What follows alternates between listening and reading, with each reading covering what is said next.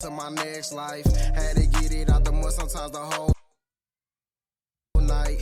Grew up in the slums, nigga, you would say it's strife. I never had it made, nigga, I had to get it right. Never had it switching, nigga, never had it made.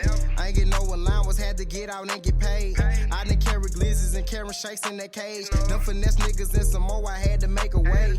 Grew up in the slums, nigga, my city the slummiest. And we got the murder rate, sirens steady coming. I done had the best shit, wasn't even the bummest. That's why I told myself I had to go and make some money. Got it out the mud, don't fuck with niggas like a stud. Cause niggas snakes back doing when you show them love. Everybody wanna be a gangster, everybody thugs. I never had a choice, that shit that's really in my blood. Finna ball on these niggas to my next life. Had to get it out the mud, sometimes the whole night. Grew up in the slums, nigga, you would say it's strife. I never had it made, nigga, I had to get it right. Finna ball on these niggas to my next life. Had to get it out the mud, sometimes the whole night. Grew up in the slums, nigga, you would say it's strife. I never had it made, nigga, I had to get it right. My life was trife, it was where I had shit nice. Mama a single parent, daddy barely in my life. That shit made me a soldier, all my life I had to fight. Open Winfrey ugly, search shit I don't even write. Never understood the cap that these niggas rap. It's really niggas out here living this, don't wanna trap. Wishing I wake up from this nap to see my little brother. Lord, tell me why you had to take my little brother. Steady taking L's, I never fail, I never tell. I'm back in that cell, for mine I'm going to hell. For mine I'm going to bail, for mine I'm going to jail. Don't like it, oh well. Finna ball on these niggas to my next life. Had to get it out the mud, sometimes the whole night. Grew up in the slums, nigga, you would say it's strife. I never had it made, nigga, I had to get it right. Finna ball on these niggas to my next life. Had to get it out the mud, sometimes the whole night. Grew up in the slums, nigga, you would say it's strife. I never had it made, nigga, I had to get it right.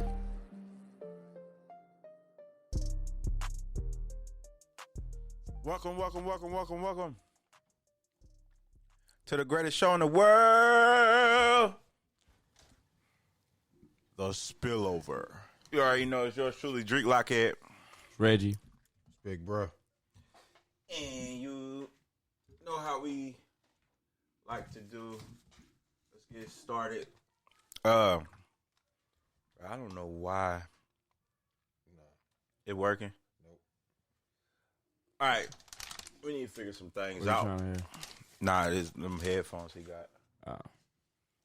They don't be tuning in very well. Oh, I got something for that. But anyway, like we like to start it off always with the S in spillover sports. Reggie, what you got? Man, I want to start out talking about Urban Meyer. Urban Meyer. What in the world? He gonna get fired. I was just gonna ask you think it's time to cut ties? Like, man, reports is coming out left and right. He treating the staff bad. He getting into it with players. You know, after that little twerking situation at that club down in Florida, after that happened, you know, that caused a little bit of a problem. And I think earlier today he made a statement that just made itself sound dumb. And I think the reporter might have set him up too. They asked him about a particular player, you know, about him playing more. Uh-huh. And he was like, yeah, you know, I ain't got his stuff in front of me, but yeah, I think he's starting to play a little bit more. And this dude in that game plays 0 snaps. He's a defensive player. And he plays 0 defensive snaps. So is that a bad thing? Yeah, they was asking him about dude playing more. He said, yeah, I think he's, you know, starting to play more and play better. He could have been talking about practice. No, they were talking about the game. They was about playing in the game. Because it's not the first time they asked him about this dude playing in the game. It's a dude that he drafted. And they basically was asking, like, why is he not playing? You know what I'm saying? In the game. Wait, What?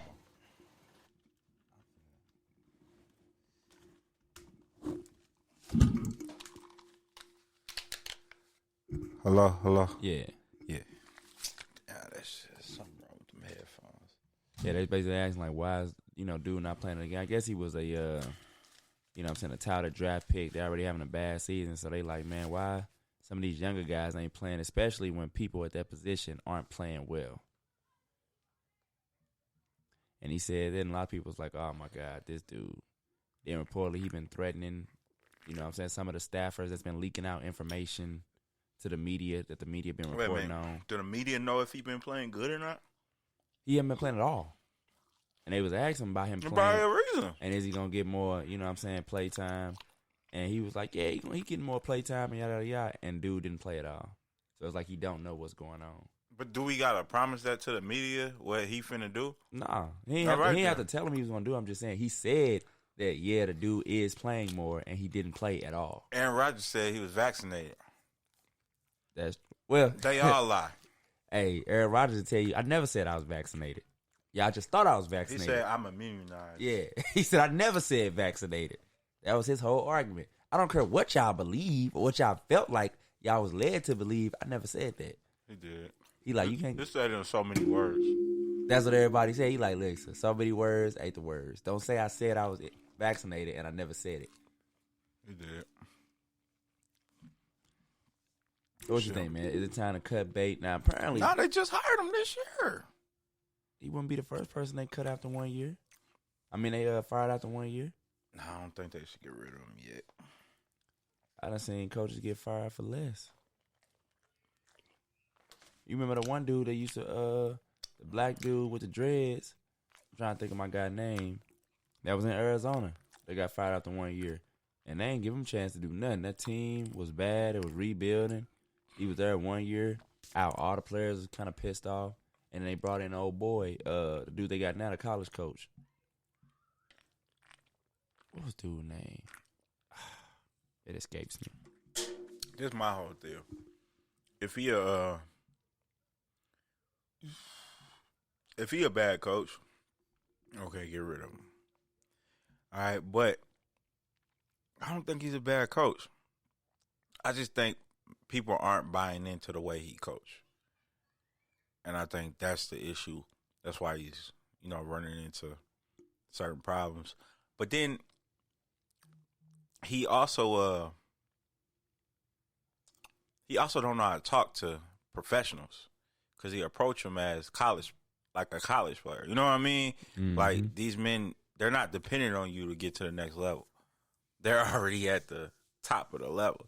So all you got to do is it's a respect factor that happens there. But he's so bent into his college resume, thinking that matters in the NFL, which doesn't really at all.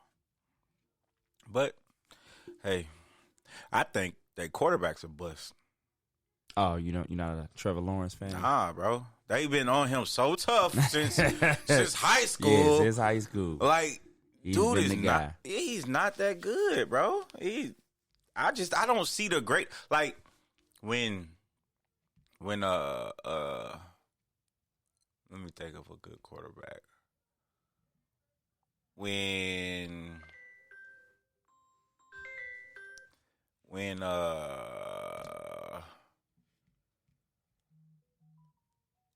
Vic came out, when he came from VT, all right, Virginia, they was like, oh, he's gonna be phenomenal and all this other stuff. And what was he? Phenomenal. Like he held up to what he was, supposed to do. Now he wasn't the best passer, but he wasn't the best accuracy, but he had a hard pass and he had speed. Matter of fact, that commercial I thought was real as fuck. When he threw the ball 100 yards. Do you remember that commercial? Where it was a Mike Vick commercial and he threw the ball like all the way across the whole field. Yeah, he can do that. Nah, it was fake. Oh, that commercial was fake. Yeah, he have done that. It was literally from the touchdown to the top row of the stands. Like this far touchdown all the way to the fucking the field goal, past the field goal into the stand. He didn't throw that far. That would have been in Guinness Book of World Records. They would have did a whole bunch of spiel for it. It was a fake commercial. Man, I wish I could find that. It was hella funny because not only did he do that, he did a like how hard he threw the ball. It was like a pass and it went through something. I don't know, bro, because I remember when what's his name? Because Vic got a way stronger arm than Joe Flacco. Yeah. And I seen Joe Flacco, bro, first out of college when he was doing a workout, standing still, he threw the ball 70 yards. Yeah. So Vic can easily. I seen Vic do it, but I mean, knowing that, I know exaggerated. He can they exaggerated what he can do, but they knew he can do it. You know what I mean? Like when when a player can jump out the gym, they'll have a commercial where he jumps over the back. Yeah, you know what I mean? Yeah. So wait, hold on, let me go.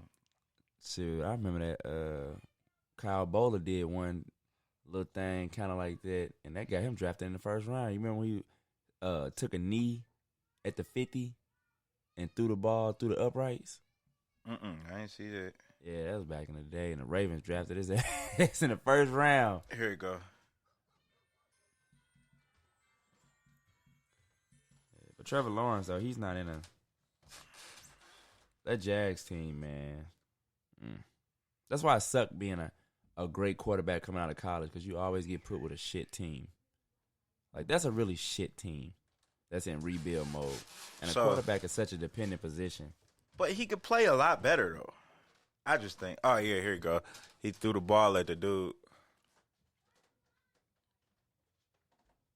He was throwing it. He was throwing it at him so hard they was flying back. That's the one when he threw that motherfucker over the stand. You see that shit? Okay. It was definitely exaggerated. Even did you see when Pat Mahomes in practice when he was throwing that mug to the stands? Yeah. Yeah, Vic though, he just needed a better coach. That was his problem. He needed a better coach and a better attitude. I mean, I thought he could have did it with Reed, bro. He had with Reed, but that was much later in his career. He had lost some athleticism and stuff. I'm talking about if he'd had somebody like Reed from the jump, oh my God. Oh yeah. But also he had to have buy-in. He was one of them dudes that was so cocky and thought he was, such the stuff because of athleticism. He didn't want to actually learn how to play the game at the quarterback position. He said himself, like, bro, my playbook used to sit in the trunk. It's still in the wrapper from when they gave it to him. He said he would sit in the trunk of his car. But I like Vic, though. I was happy when they let him back in the league. That was real cool. They should never even kicked him out, bro. They didn't kick him out. He was in jail. He shouldn't even got jail time. Well, that's something for a court of law. But yeah, they didn't kick him out. He was never like suspended or nothing. He was just in jail during that time. The NFL didn't discipline him. They did. When he came back, he got right in the league. He didn't miss no time. He came. They didn't have his back in the offseason. That's disciplining them. If the NFL would have vouched for him against Peter and all that, and then threw some money at, bro, that shit would have vouched for him, bro. They vouched for Ben Roethlisberger. He's an admitted ringleader of a dog fighting ring. No, he didn't admit nothing. He did say he did. He got told on, and he took a plea deal. No, he took a plea. He admitted it. A plea deal is not admitting. All of them ain't, but he admitted it. He admitted he was doing it. And then they put 60 minutes on him. He had to. Hey. Or he would have got 20-something years for dogs, bro. I understand, but that's what I'm saying. He publicly admitted it. He had to. No, whether he did it don't mean. I understand, bro. So wait. Stop saying that. Then, if you understand, stop saying he admitted. He still said it. I understand why he said it, but he still said it. It still came out of his mouth. But it's not legit. The NFL is not going to bag up somebody. I mean, like I said, to me and you, but all them people that was protesting, man, them was paying customers. Like, they're not going to get behind somebody that, regardless of why you said it, you said you killed dogs, you drowned them in a tub, you choked them to death. They're not getting behind that. He never said he did all that. The best thing they did for him was, they said... Only thing he admitted to was, it was my property. The best thing that the NFL did for Vic was, they said, we not going to punish you. Because they could have said, you know what, right now, you bad for the brand. We good. You're not coming back in the league. We don't care who wants to sign you. They didn't get in his way. They said if somebody want to sign him, go ahead. That's because they know they did him wrong. They threw him to the wolves. The NFL did not do him wrong. They threw him to the wolves, to them white folks. People did him wrong by snitching on them when they got caught. NFL ain't had nothing to do with that. Nobody snitched on him. Look, nobody snitched on him. None of his boys snitched on him or nothing. Did. No, his cousin didn't. Man. So what happened was, they asked these simple questions. Whose house was it? Michael Vick's. Whose dogs was it? It was Vick's. He bought them. That's not snitching. That's just, hey, it's true. And then they asked him, was Michael Vick there? No, he wasn't. You know what I mean? They asked him, all of them. But he didn't really technically snitch. I mean, Vic said that. Vic said, my cousin didn't tell on me. They asked him obvious questions. Well, if that's not snitching, then there's a lot of people that's been labeled as snitching that snitch for telling the truth. What you just said was they just told the truth. No, most snitches are just telling the truth. You don't listen to the details of what I just said. You said they said, whose house was it? Vic's. That's obvious. Whose dogs was it? Vic's. That's obvious. How's that obvious? Them dogs ain't registered. Actually, a couple of them dogs were his registered pets. All right? Because he said he owned 20-some dogs. Right? So they are. If they're on his property, they're his. He own them. They're his. Unless he got a kennel for people to drop their dogs off, which he doesn't have a registered business for a kennel. All right. What would they call it? What they call it? Bad news, something, or whatever it was.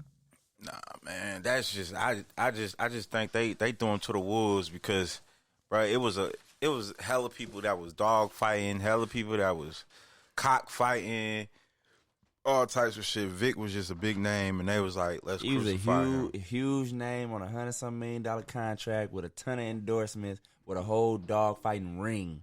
He ain't just have one or two dogs fighting. He ran a dog fighting ring.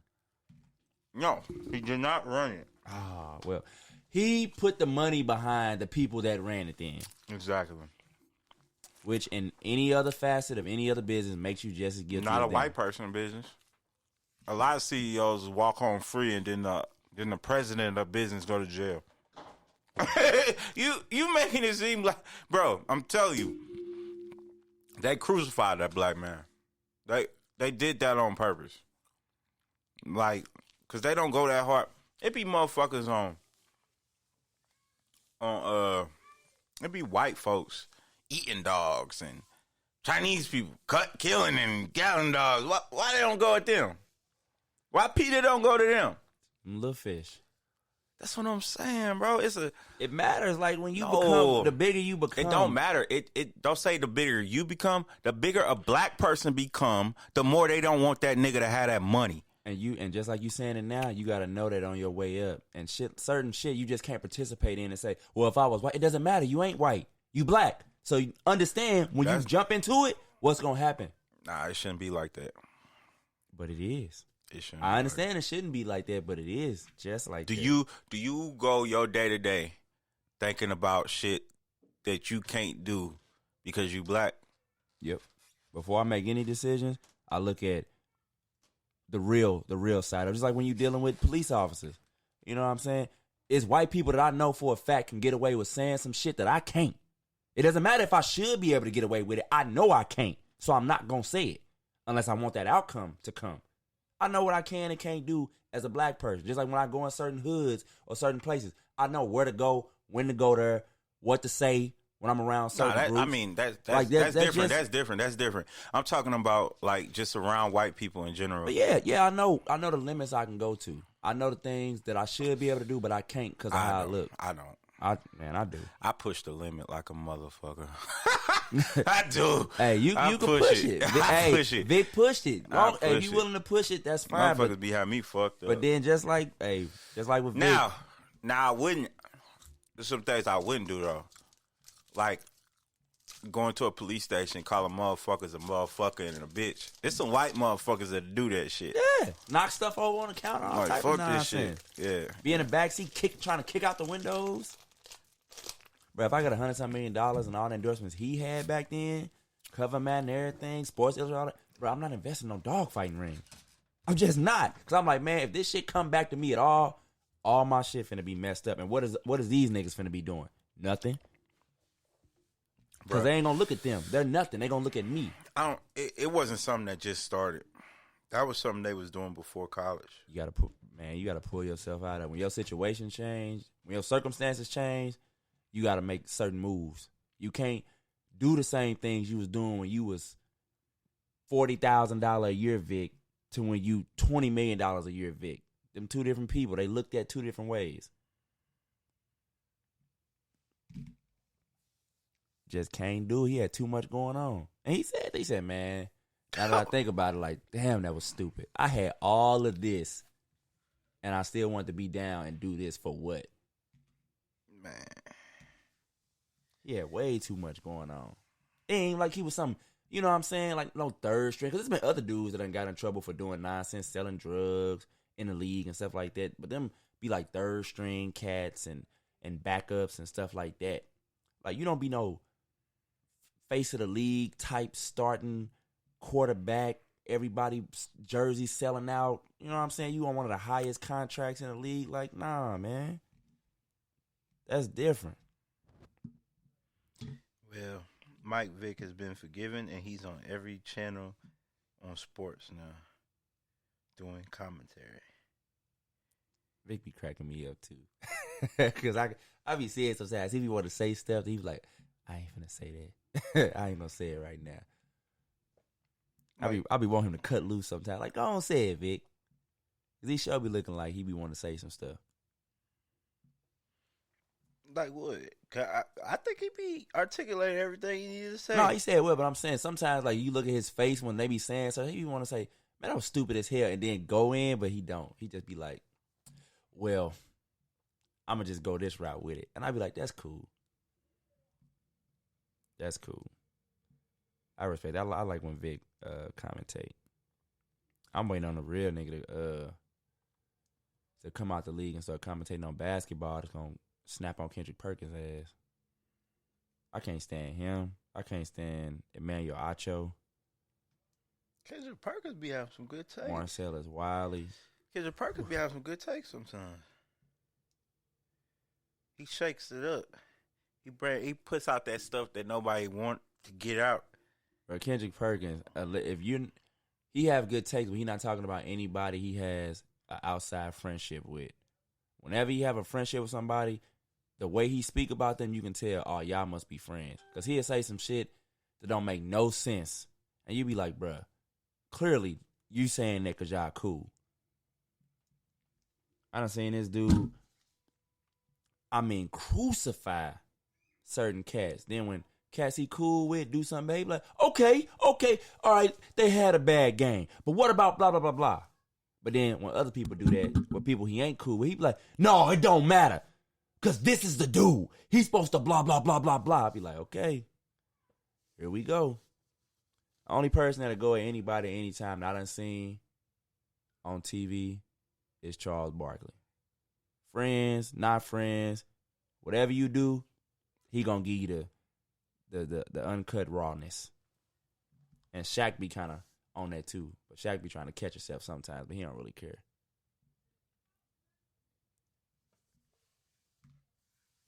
That's why they got a great little show. Great show. But moving on from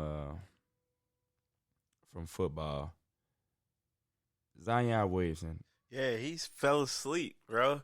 During that nigga fell asleep during film sessions. I'm gonna ask, bro. And skip workout. Since he ain't, because he Drake sometimes be a little biased because he watch these dudes from little bitty kids grow up and he be supporting them to the end. But if you're a team owner and you have been waiting for a particular asset to come and you get it, the number 1 overall pick in a deep draft, and you fold to all the pressure and you draft the dude with all the hype because you like, man, this dude gonna be you listening to all them people that be like, man, you gotta get him because he box office and all this and all that. Even though a lot of people were saying, this dude's a tweener. He's not quite tall enough to be a dominant forward. He a little too fat to be a small forward, but he is athletic. This is what they saying. A lot of people was like, maybe you should go with John Morant. This dude got weight problems. He got foot problems. Now you got him. He came in the league. Every year he's been in the league, he's had either a foot, a back, or been overweight. That's not true. That is true. Every year he he's had been in the knee league. problems. He didn't have foot problems. This is his first foot injury. Oh, my bad. He had a knee problem coming in. A big ass dude had a knee problem coming in and a weight problem. But it's not even a problem no more. The knee is not a problem. He Yeah, just the knee needs ain't surgery. the problem. The foot is the problem now. He also had a back problem last year. It's something every year on top of the weight. Bro, after the very first... He's not the first athlete to come in like that. Yeah, he's not. No, I understand. But... That's not the question. No, finish. Yeah, ask the question, then I'm going to say something. The question is, every year you done had him, it's been about 4 years. It's been something every year. And then here we are in the 4th year, and He got a foot problem. He hasn't played yet. He has an extreme overweight problem. He at least about 50, 60 pounds over where he should be. At least. I don't even know his exact weight, but at least that. We in year, like 3 or 4 of this going on? And then now, he falling asleep in film sessions.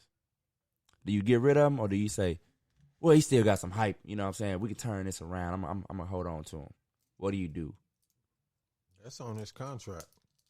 That's between him and the contract and the owner. No, I'm saying, do you trade him? If you the team, do you trade him, or do you say, I'm gonna go another year and I'm gonna see if I can turn it around? Because sooner or later, like, his value steady decreasing. The more he's not on the floor, the more overweight he is. You don't get healthier as you get older.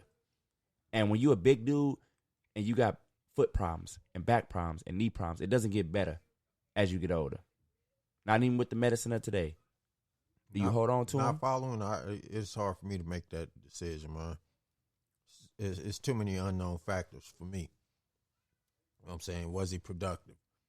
The times he play, he be putting up good numbers. Well, is letting him go, is it beneficial as far as what I'm going to lose out of pocket to dissolve that contract or trade him? You know what I'm saying? It's too many unknown factors. If you trade him now, you will probably if he continue on what he already showing you, not some, you know what I'm saying, fairy tale, it'll all get better. But just if the trend that he's been on for the last 3-4 years continue, if you trade him now, you'll probably get 3 times as much as you would get if you wait another year or so. May come out better riding out the contract and letting him go. Well, you don't get nothing if you ride out the contract. No, I'm talking about as far as the owners. That's what I'm saying. You don't get nothing back. He's just gonna leave. Yeah, cut the ties. What are you doing? You trading him, or you gonna continue on and then he gonna walk away? Let him walk for nothing. I'm trading him. So you gonna trade? I've been wanting to get. See, that's what I wanted to say. As you got your question after Griffin. Not is it Griffin? David Griffin. Ain't that the GM? Yeah. Right. Mm-hmm. After Griffin had said after he put Lonzo Ball in the trading block last year, he put him in the trading block the year before last, and that whole year he was trying to shop him after the All-Star game. As soon as he did that, Zion said, "I want out. I want out." He don't like his situation there. He's doing this shit on purpose. Bro, New Orleans had Chris Paul. He wanted out. Anthony Davis. He wanted out. Those are 2 Hall of Famers, damn near. Superstars. Why you think Zion want to be there? There's a reason, bro. That's a bad organization. It's a bad organization. It's clear. Well, I mean, the Raptors was the same way. They lost all their superstars. So the Raptor situation is different. That's just a bad place to live because you're in Canada for most of your games, and you're away from your family. So you got a lot of people that want. If New Orleans had better ownership and a better GM, nobody likes David Griffin. Okay, so I don't know why they hire him. All right, but if they had a better situation as far as front office, people would love to be there. Lonzo said he loved the city. He would love to be there. He just don't like ownership. When he got injured, they didn't attend to his injuries like he felt they should have. They said, "No, you all right. You can still go play. We'll see it day to day." He like, "No, I'm not all right." You know what I'm saying? Like, "No, I'm not all right. I'm telling you it hurt." It's like it's more of they want to win so bad that they willing to jeopardize their future. I knew Lonzo was gonna be out of there. They started shopping him because the coach started having Brandon Ingram and Zion handle the ball more, and they felt like, well, really, that's all you was providing at the time. And Zion clearly said, "I'd rather have Lonzo handle the ball." Like, if your superstar is telling you this shit, like, this is the guy. All right, so if I'm the guy that you're building your future on, all right, you like Drake, you our man, and we need you. And I tell you, hey man, I want this guy handling my rock, and I need him to be my other scorer, Ingram. don't get rid of them. I don't care what you do with the other guys. And then you fuck around and trade one of the guys I just said don't get rid of. And you just told me I'm the guy. I want out. And then Did trade Ball? yeah, he played for the Bulls. Ball was going to leave. It was a sign and trade. Technically, he got traded, but he was going to leave. The sign and trade just was ever. It was a contract. See, that's why they got fined. That's why they tampered with him. They did tamper with him. This is why they got fined. Okay, because the Bulls were already. See, Griffin didn't get fined. They got fined because they had already made the deal before the deadline. Before the deadline, they made the deal. Griffin been trying to get rid of him for a while. Why? I don't know. He didn't like the circus that the balls brung and all that. That's money. For the majority of the time he was there, don't forget, he could not shoot. He could shoot the last year, but the other years he could not shoot. Bruh. He finished off their career, off the season with the Pelicans, the best 3-point shooter on the team. They won a good 3-point shooting team. But still, if that's like saying no. Hold on. If I'm not good at math, right? But I'm good at addition. All right? I'm only good at addition. And my teacher says, "Hey, what do you want on the test?" I'm going to say addition. I'm not going to say, "Well, I'm not good at math, so we just not good." No, I'm going to get what I'm best at, right? So Lonzo Ball is your best shooter out of no shooting team. The fuck I'm getting rid of him for? They need to shop Ingram. That shit. And Zoe don't like Ingram for real because he's a ball dominant player. He dribbles to find a shot. Like he. That's how the majority of these players coming out playing. They all be ball dominant. They be ball dominant, but even if they ball dominant on good teams, they play within the team. Some.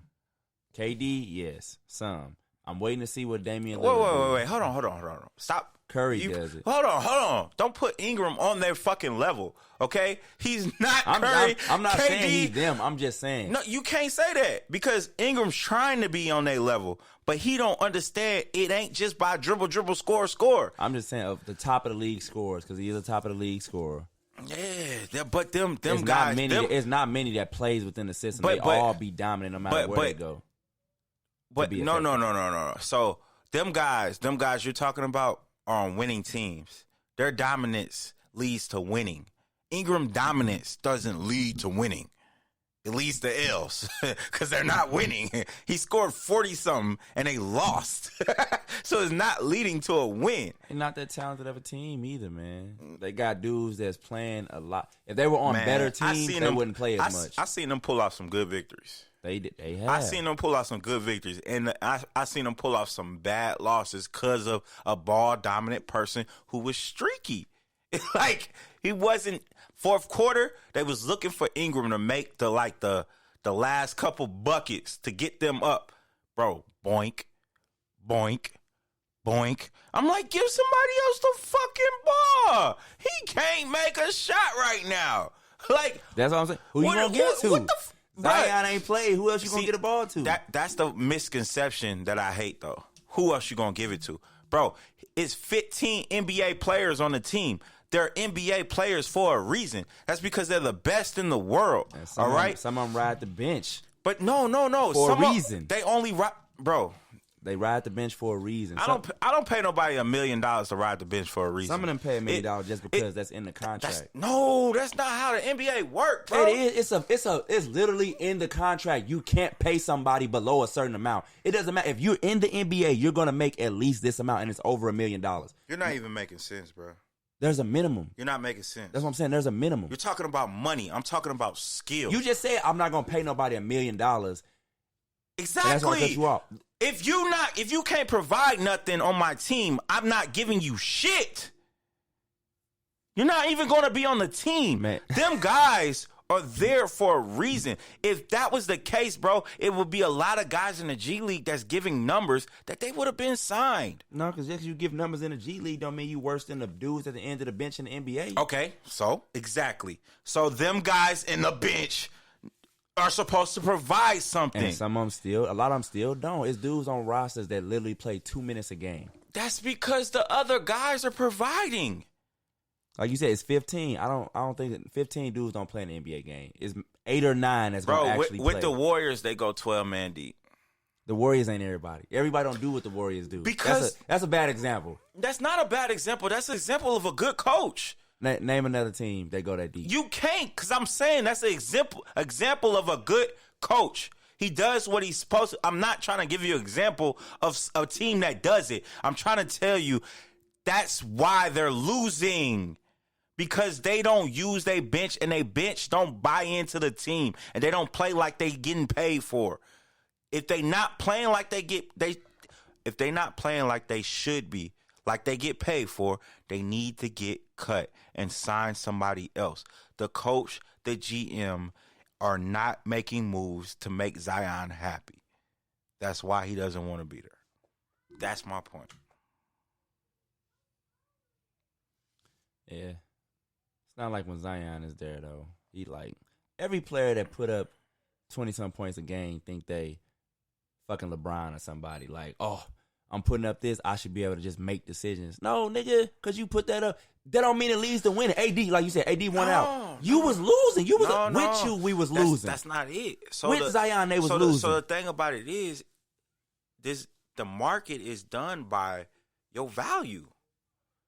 Zion has yet to lose his value. Now, when he loses value, then that's what Zion was overvalued from the start. They thought Zion was gonna come in and take a losing team and turn them into a playoff team, like most transcendent number 1 overall picks do. He's not that. He's not. Adding him to a mix is not going to make a team. He never had that chance to do that. He came in half of the year. Why? Because he was injured. Not just because he was injured. Why else? Because he was injured. He had knee problems. He was injured, but he was also overweight. Because when he got healthy, they didn't want to play him until he got his weight down to a certain point. Nah, bro. He didn't want to play. That's what they're telling you. Yeah, we don't want him to play because we feel like, oh. No, Zion's saying no, I don't feel right. And that's what I'm saying. Like a dude that's done nothing, always talking about what he want and how shit need to be. Right. Like, what have you done to think you can make demands? What have you done in this league? I was a first-round draft pick. And you know how many of them out the league? What does that mean? That means nothing. Until Anthony Bennett was a number 1 overall draft pick. What does that mean? Until he shows them that value isn't equivalent to what he's trying to make them do, bro, it's not going to happen. Bro, Zion Williams has lowered. What he would have got when he first came in is not what they would get for him now. And if they wait another couple years and he continue on the same path, he going to be way, way less than what he is now. Like, people would have gave up the moon and the stars when he first came in. They're not giving that up now. Yeah, they are. They're not going to get it up for no damn overweight, I bet little bitty. I bet you New York will. Because, bro, when he played, he showed signs of greatness. And they still lost. He showed signs of greatness. No, signs of greatness is when you play, they win. When you show up, they win. Could nobody stop him? Could nothing. So when he played, and he also didn't play defense, and he wasn't rebounding like they thought. He had like 1 or 2 blocks a game. Bro, I'm talking about defense. He wasn't standing in front of his man. Yeah, he'd get a block every now and then. That's one of the things they talked about his whole rookie year and sophomore year, because he didn't really play the COVID year, and he didn't really play, and he ain't played this year, is how bad he is at defense. He's horrible on D. Man. Because you got some hops and you get a block every now and then. In a 40-something minute game, you get 2 blocks, but you can't stay in front of nobody. You're bad. He's bad on defense. I wouldn't say bad. Zion, if he guarding somebody, that's a bucket.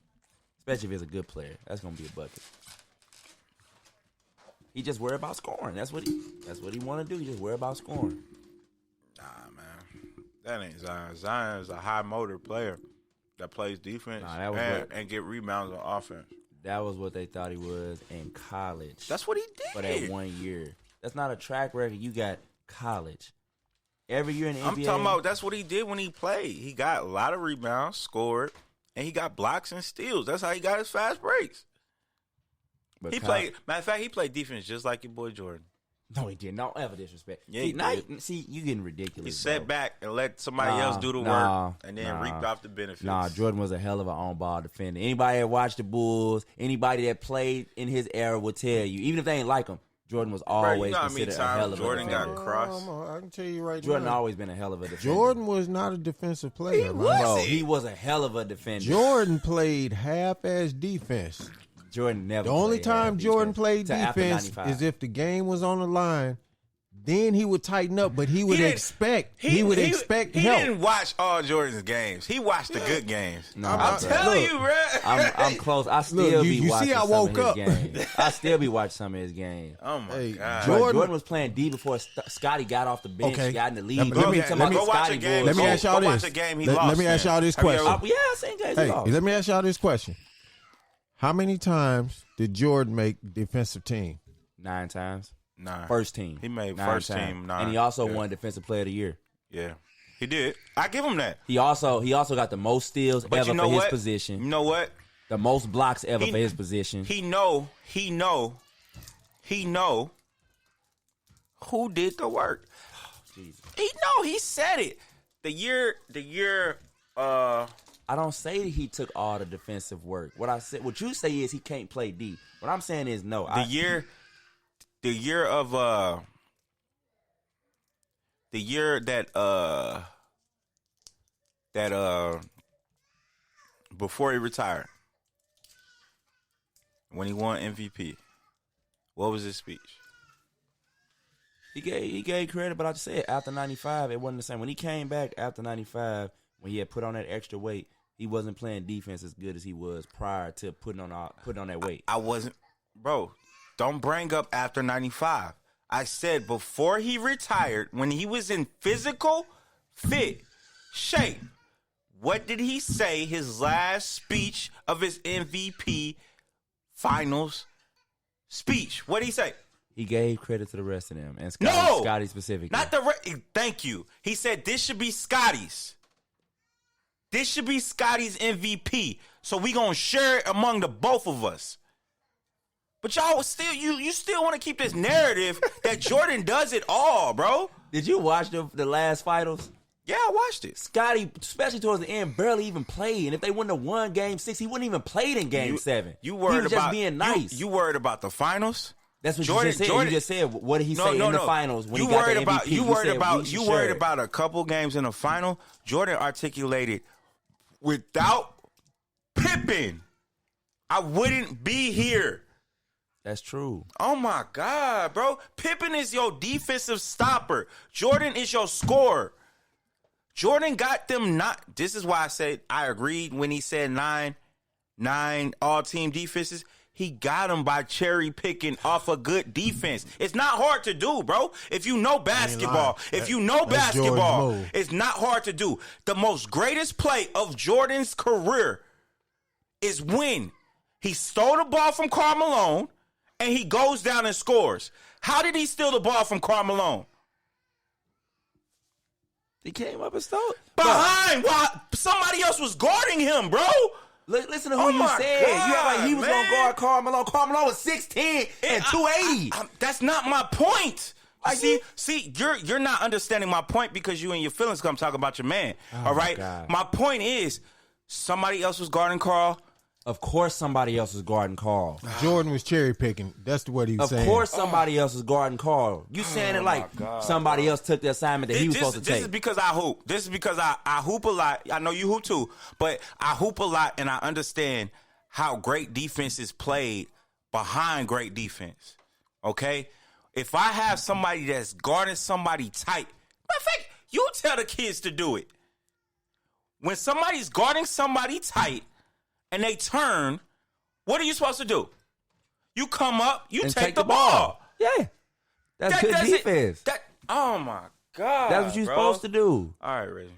You right. The argument is not that Jordan was the best defensive player because you constantly keep making this He statement. wasn't the best I defensive didn't say- player on his That's team. not what we argue. You keep saying he can't play. You keep saying he don't play defense, and that's what we That's- always go back and forth on. But that's yes, not, he can. No. This is why I consider playing defense. Best player, I'm in front and I stop him. Jordan didn't do that most of the time. Matter of fact, Jordan didn't do that 20% of the time.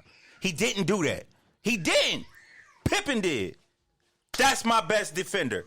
That's who played defense. I never said Pippen wasn't the best defender. Jordan- I always say something when you say Jordan doesn't play good defense. That's what we always go. I he never said doesn't. he would. See, that's what it is right there. That's what I disagree on. Bro, he got crossed by AI on a bing bow. Jordan was 36 years old. AI was 22. It don't matter. Jordan was older, getting ready to lead a game. AI was not even in his prime. It don't matter. does. Isaiah Thomas Didn't do that.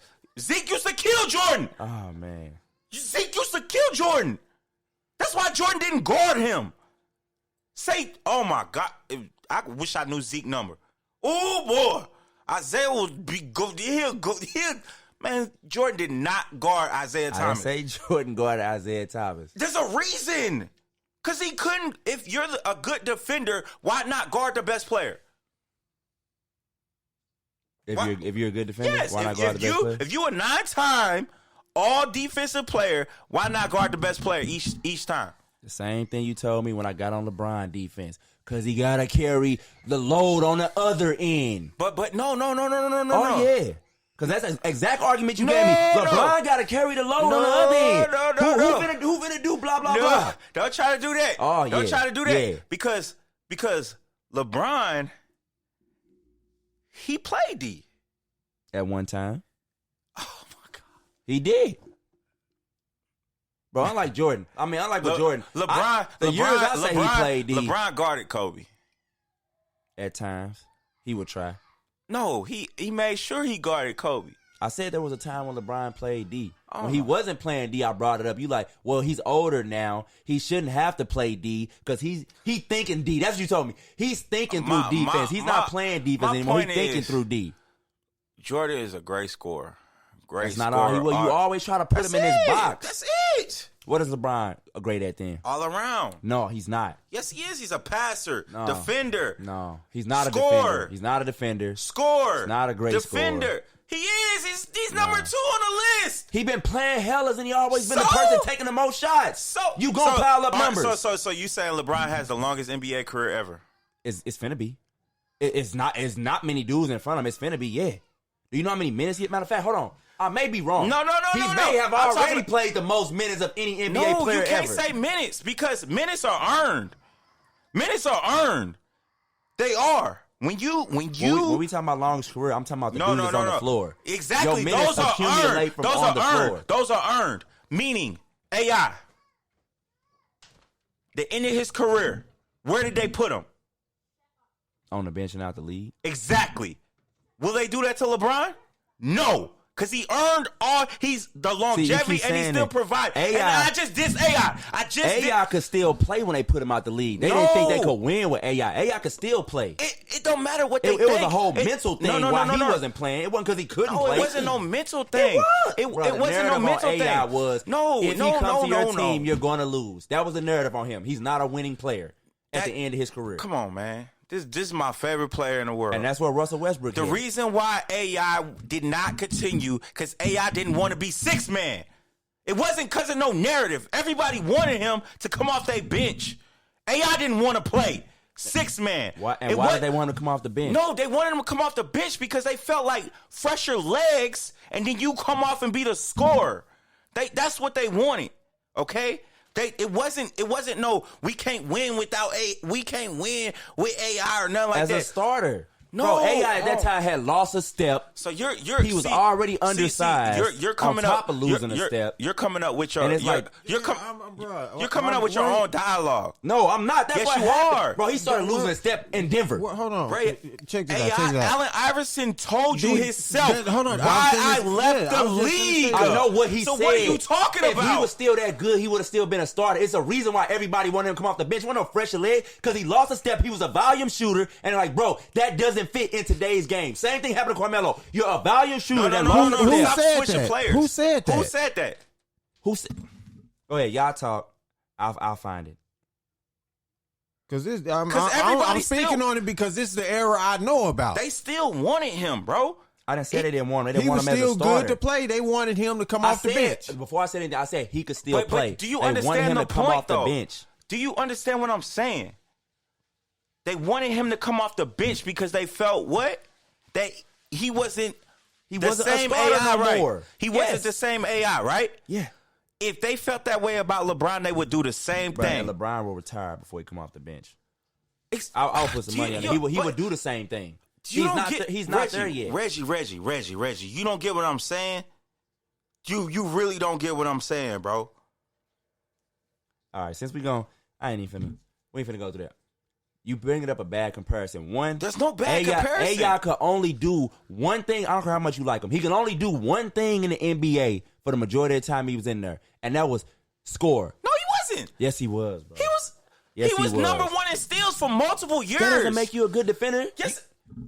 Bro, if that's the case, then why the hell do you keep saying Jordan was a good defender? Jordan got more steals. Got more steals titles than AI do. That's why I'm finna bring up the point. No, he's a good off-ball defender. Off-ball defender. AI gets more steals by creeping up on cats and getting turnovers. And he gets deflected passes. And he gets steals off that way.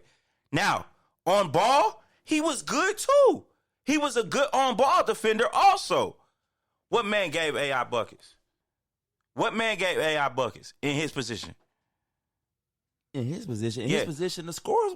Man, look at the era he played in. Who gave him buckets? It wasn't the scoring point guards didn't really start to hit the NBA till he started to come out of his prime. Back then they were still going through the big men. He played in the Shaq, Tim Duncan, all them eras. Who gave AI buckets? They job the point guard back then prior to AI. First of all, their job was to go through the big man. First of all, AI didn't play point guard most of his career. AI was always listed as a point guard. AI didn't play point guard. Snow and McGee played point guard. That's who he guarded. He didn't guard no two guards. Bro, if he'd have guarded two guards, he'd have had to guard Tracy. Tracy would give AI buckets no matter what year it is. He'd have had to guard Vince at times. Who gave first and Tracy played small forward. No, Tracy he played shooting guard for the Houston. He played shooting guard for the for Toronto? Yeah, and the Magic. Oh, yeah, Vince Carter played small forward. Yeah, Vince Carter played small forward. Then when Tracy left, then Vince moved to shooting guard. Tracy played shooting guard after he left Toronto because that's what they listed him as. He'd have had to guard Kobe. He'd have had to, that's where a lot of the scoring came from, was the 2 guard, 3 guard. Point guards was not scoring like that. He was the dude that was considered a quote-unquote point guard that was getting buckets in his era. God. All I asked was who gave AI buckets? He didn't go. Who gave him buckets? People didn't really give him buckets because they weren't really good scorers at that position. He always had to guard the smallest dude. Okay, first of all, let me name all the scorers of that era because you ain't even know what you're talking about if you don't say point guards were scoring. Steve Nash, Jason Kidd. Jason Kidd was never a scorer. He put up 40. Oh my God, Jason Kidd he would have splash games. Jason Kidd's gonna get you about, at his best, about 18 a game. When he has to score, Jason Kidd can give you about buckets. 18 a game is what he gonna give you. He came in the league with Dallas averaging 20 plus. What are you talking about? He slowed down when he didn't have to. What are you talking about, bro? Jason Kidd has never been that good. He came in the league, bro. I'm finna read you Dallas's years. I think you tripping. The first year in Dallas, he scored 11 a game. The second year in Dallas, he scored 16 a game. Sophomore year. He got traded, but in that third year with Dallas, he scored 9. Then he scored 11, 16, 14, 16, 14, 18, 15, 14, 13, 10, 11, 9, 10, 7, 6, 6. He's never even scored 20 points a game in any season. Not even one. Matter of fact, he's never even scored 19 points a game. This is your problem, bro. You go with averages over 82 games. Yes, I'm not saying he's unable to score. That's what you just said. The consistent scorers have high averages. He's not a consistent scorer. No. That's not true. Name me anybody. Any NBA player would tell you, bro, stay on Kid. He'll give you buckets. There's a reason why they guard him. I know why they guard him. But even still, you can be a good offensive player. He wasn't great. He wasn't no dude that you like, bro, go give me 25 tonight. He wasn't. If he got hot, bro, he'd get you 25. He can get you 40. But you're not looking the kid for big numbers. That's why you always have to pair him with a real scorer. No. All his success comes when he get paired with a real scorer. That's not. Same thing with Nash. Kid used to get triple doubles as a point guard before. And they used to be same. They used to be 15, 10, and 11.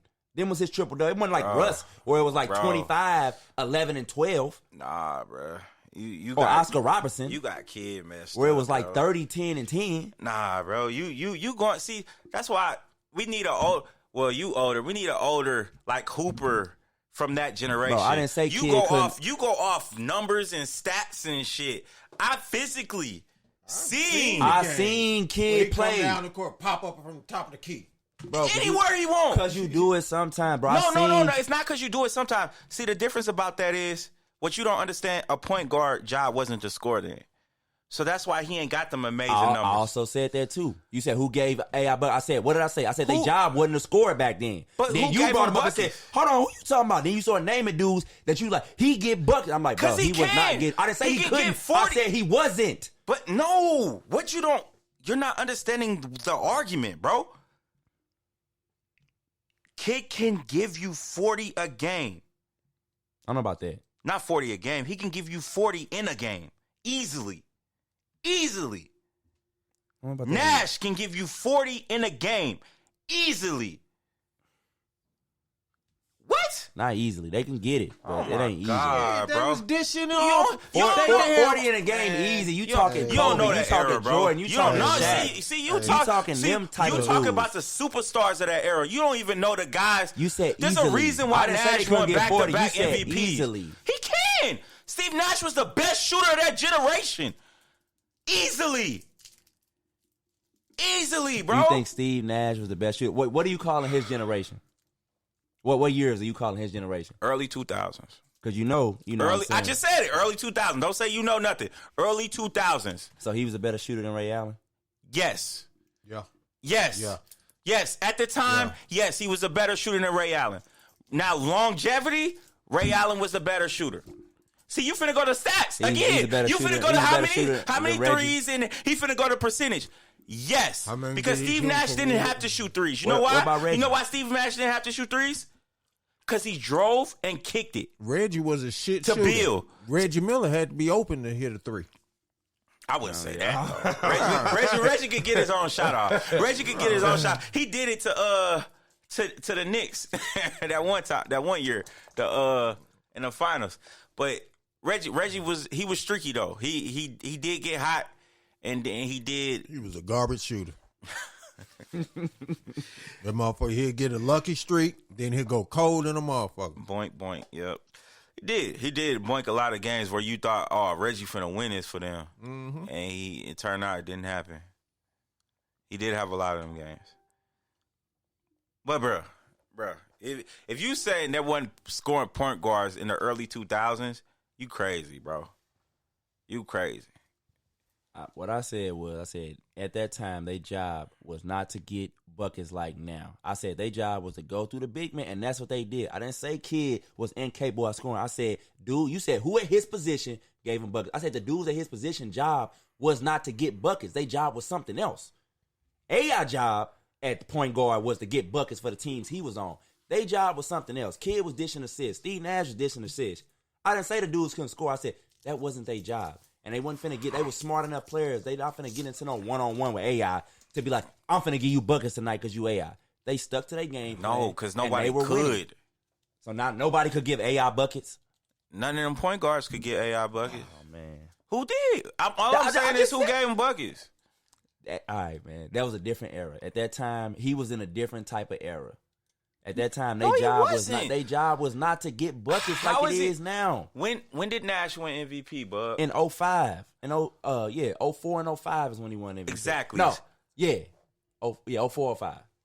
And 04 Kobe should No. One of them Kobe should have won. When did AI win MVP? In 01. 2000. 01. 01. All right. When did who was MVP in 2002? Do you know? Look it up. Go ahead. Back You in like your stats, 2000. man. Who was 02? Your stats, man. Look at the MVPs from 2000 to 2005. Tell me how many of them was point guards.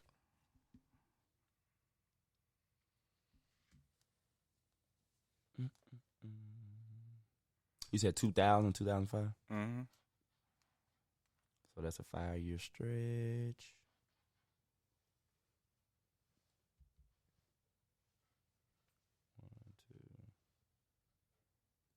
Three. 3 out of 5 years. Now, you're telling me a point guard that can't score wins MVP? Again, I didn't say he couldn't score. But he didn't win MVP for his scoring. Yes, won, he did. He won MVP for what he did for that team. No, you win MVP for most valuable player by adding the most points, most whatever the team needs. He had that. You can't win MVP if you ain't top 5 in scoring. You can't. Nash did. Well, what was his average of points? What do he have for them 2 MVP years? I'm gonna go look, but I'm gonna bet neither one of them was because Nash should give you 30. in 04, 05, 15, and 05, 06, 18. Bruh. And I know right now, without even looking at the list, I know 18, he's probably somewhere in the 20s in scoring. And at 15, he's probably in the 40s. But what I'm saying, bro, is He just transformed that team, made them fun to watch, and they had one of the best records in the league, if not the best record in the league at that time. bro, Nash could get a bucket anytime he wanted. And then one of them MVPs he shouldn't have won. Kobe should have won. Kobe team had a better record, and he played better. And I think he won a scoring title that year. So why you lose? Because Nash had a better story. Better story. And people didn't like, come on, man. You know, people didn't like Kobe at that time. He had the rape shit going on, the running Shaq out of town shit going on. Come on, man. MVP, a lot of that go with storyline. A lot of it go with storyline. It ain't always just who the best player.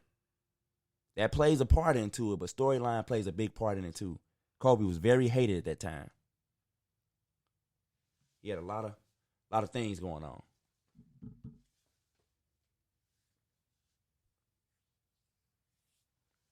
And then the other MVP, really shouldn't have won either one of them MVP because the other one Shaq should have won. One of them Kobe should have won and one of them Shaq should have won. That first year he was on the Heat, he should have won the MVP. And the one before that, Kobe should have won. But Nash got it. He was a white boy in a black league. Had a lot of good passes, good little highlights, but he was not the best player at neither one of them years. Wasn't the most dominant player at neither one of them years. Shaq and Kobe both should have had them MVPs.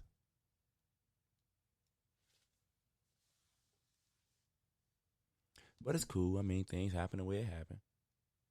Can't go back and change it.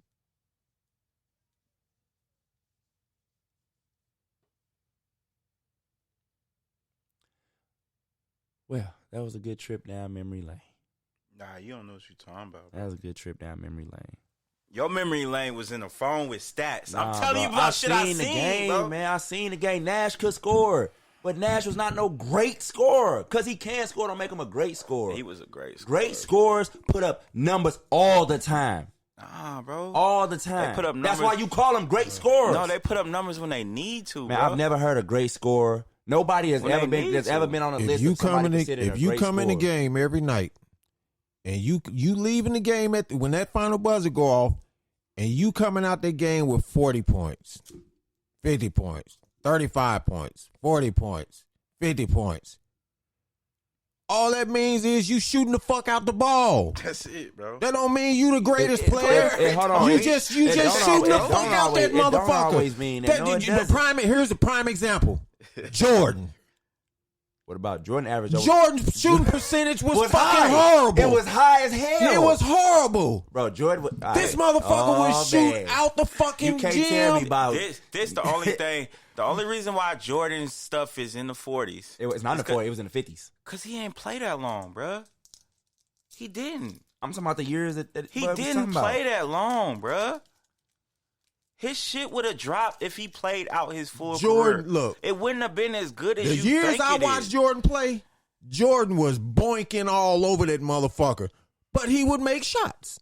Yeah, he'll shoot about 4 or 5, come back down and hit a good one, and everybody was like, "Damn." Yeah, then come down, get a good Good dunk. dunk. Yeah. Hey. Come on, man. Bro, Jordan shot over 50% his entire time in Chicago. And that's good? That's good. Over 50%. Yeah, if you can hit, of all the shots That you is take, good, if you bro. That hit is 50% or better than me, every time you put it up twice, I know one going in. Yes. Especially when you compare him to, no offense, a nigga like AI. How where many- he only gonna hit 3 out of 10 How many or years- 4 out of 10. That's the motherfucker that shoot the hell out the ball How and ain't many- hitting. I How don't know many what years sports did y'all was Jordan play? watching. I think he got him down for 15. I think they got him down for 15. Yeah, they got it down for 15 because they count the years. They count the broke leg year when he played 18 games, and they count the year that he came back mid-season from baseball. They count them years. Maybe it's because y'all was looking at him with kids' eyes and seeing these superstars and saying, "Oh, he's the greatest." Nah, bro. But He was an efficient scorer, just like KD right now. KD's another dude shooting over 50%. If this motherfucker come down the court, out of 10 possessions, the ball goes straight to Jordan 8 fucking times, and he only hit 2 of them. He gonna hit 4 of them. He don't. Come on, man. Hit 4. I ain't giving him. He don't understand this though. He don't understand this. Eye test and what them stats say are totally different. Yeah, fuck, man, them stats are fucking cooked. That's They pad the hell out that bullshit. They let me know exactly why it was cooked because they go back. If you not a superstar player, they'll go back and take your stat from you. They'll go back and take it because they did it to what's the name Junior to play for Houston. He had a triple-double. Dude tipped it to him, and they took it away because the ball was controlled by the player first. Kevin Porter Jr. Oh, I heard his first triple-double, and they tipped it to him. So what's the name? What's that fucking analyst's name? What was the show? It wasn't a show, it was a podcast. I'll think of it later. But he gave the most accountable times where the stats should have been taken away. And it was all superstar players that they didn't take it. So it's a lot of players that got shit in the record in the books that they really didn't do. They really didn't do. Like that extra assist to get that triple-double. He passed it to half court and he dribbled all the way down, crossed somebody, and did a layup. And they said, "Well, we can count that as an assist." Well, you already know. We done talked about that. I done said that they be doing that. Well, I ain't just talking about that. Even shooting, bro. They do that with shooting. Jordan takes a buzzer beater shot, into the buzzer, misses it. Don't add that to his shit. He wasn't gonna make that anyway. They do that. They do that all the time to make sure that's why LeBron said, "Man, I don't care if I shoot it. They'll take it away anyway if I want to." And it's all to cook the numbers. For him and Russell Westbrook is a stat pattern king, especially Russ. Russ know exactly. I'm glad I forgot the analyst. I meant to send it to you. I think I did, but it didn't go through. Of somebody talking about Chris Broussard. We both respect Chris Broussard talking about how these dudes be padding their numbers in today's games. I don't even like Chris like that. Man, these cats be padding because he said all the shots are long. So what does that create? Long rebounds. He was like everybody jacking up these threes now. He said so you get your points quicker. But that's not padding though. That's playing the game. No, what I'm saying as far as that is, when dudes that didn't watch the game come back years later, they're gonna say because this dude had 10 rebounds, oh, he must be a great rebounder. If you didn't see the game and didn't see that ball come off the hoop and go all the way out to the fucking 3 where the guard just beat there to get rebound. That doesn't make you a great rebounder. Yes, you got the rebound, but that doesn't make you a great. So go ahead. If you playing, if them guys are playing against somebody like Steven Adams, they're not getting them. They're not getting them rebounds. You know why? Because Steven Adams goes and chase down balls. He don't let the guard just get that motherfucker. So you're talking about effort. I can't control whether that big man's effort is half-assed and don't want to chase down a far ball, and I want to go get it. Defensive rebounding is about effort and what you put towards to go get it. If Westbrook has more effort going to get the ball, you can't be mad because he's getting a long rebound. I'm not mad. But like I said, that's where it's going. You want him to let it go out of bounds? No, I watch him play. How is that padding stats, though, if he's going to where the ball is, Reggie? I'm not saying padding as in cheating. I'm saying these dudes' stats are higher, and it's making them seem like they're doing things that they're not. They doing. are. Well, then you giving them credit. A rebound means the person that goes get the ball and get the possession for their team, correct? How is he not doing that? He is doing it, but that doesn't make him a great rebounder. If a ball flies out to the 3 and you chase it down, you're not being a great rebounder. How many people on the court? 10. And one person gets it. Because one person cares way more about their stats than everybody else. No, Bro, matter of fact, no, that's not what it is. It's Okay. Would you say that about one of your kids you coaching? Yeah, I was just finna say that right now. No. I was just finna talk Listen, about that right now. If you had a kid, always go get the rebound, no matter where it is. Would you say, "Oh, he padding his stats," or he ain't doing shit but getting the ball? Everybody, No, I wouldn't say that. I would say, but what I would say is, I wouldn't say he's a great rebounder. I say that dude's a great hustler. A ball get loose, he's gonna chase it down. It's a difference between a great rebounder and a great hustler. Do you know what a It's technically a rebound, but that's What's a great rebounder then? somebody isn't when a ball come off and you. Hold on. Oh, What's a great rebounder? When a shot goes up and the ball comes off and you down there, you boxing out, you going up in that. Okay, group, stop right if there, there's right no there. resistance Hold to the on, rebound. So hold on. So to be a great rebounder, you gotta fight somebody. you have to box out before you get the rebound to be considered in the running to be a great rebounder. No, you gotta always box out. Some dudes can jump up there and get it. Oh my God! Some dudes So, can jump up there and in get it. order to be a good rebounder, the ball gotta be by the rim. It gotta be in there. It can't be out to the three. And, What? And you A talking about rebound is a saying you're a rebound, great Reggie. rebounder. Okay, here's the definition of a rebound.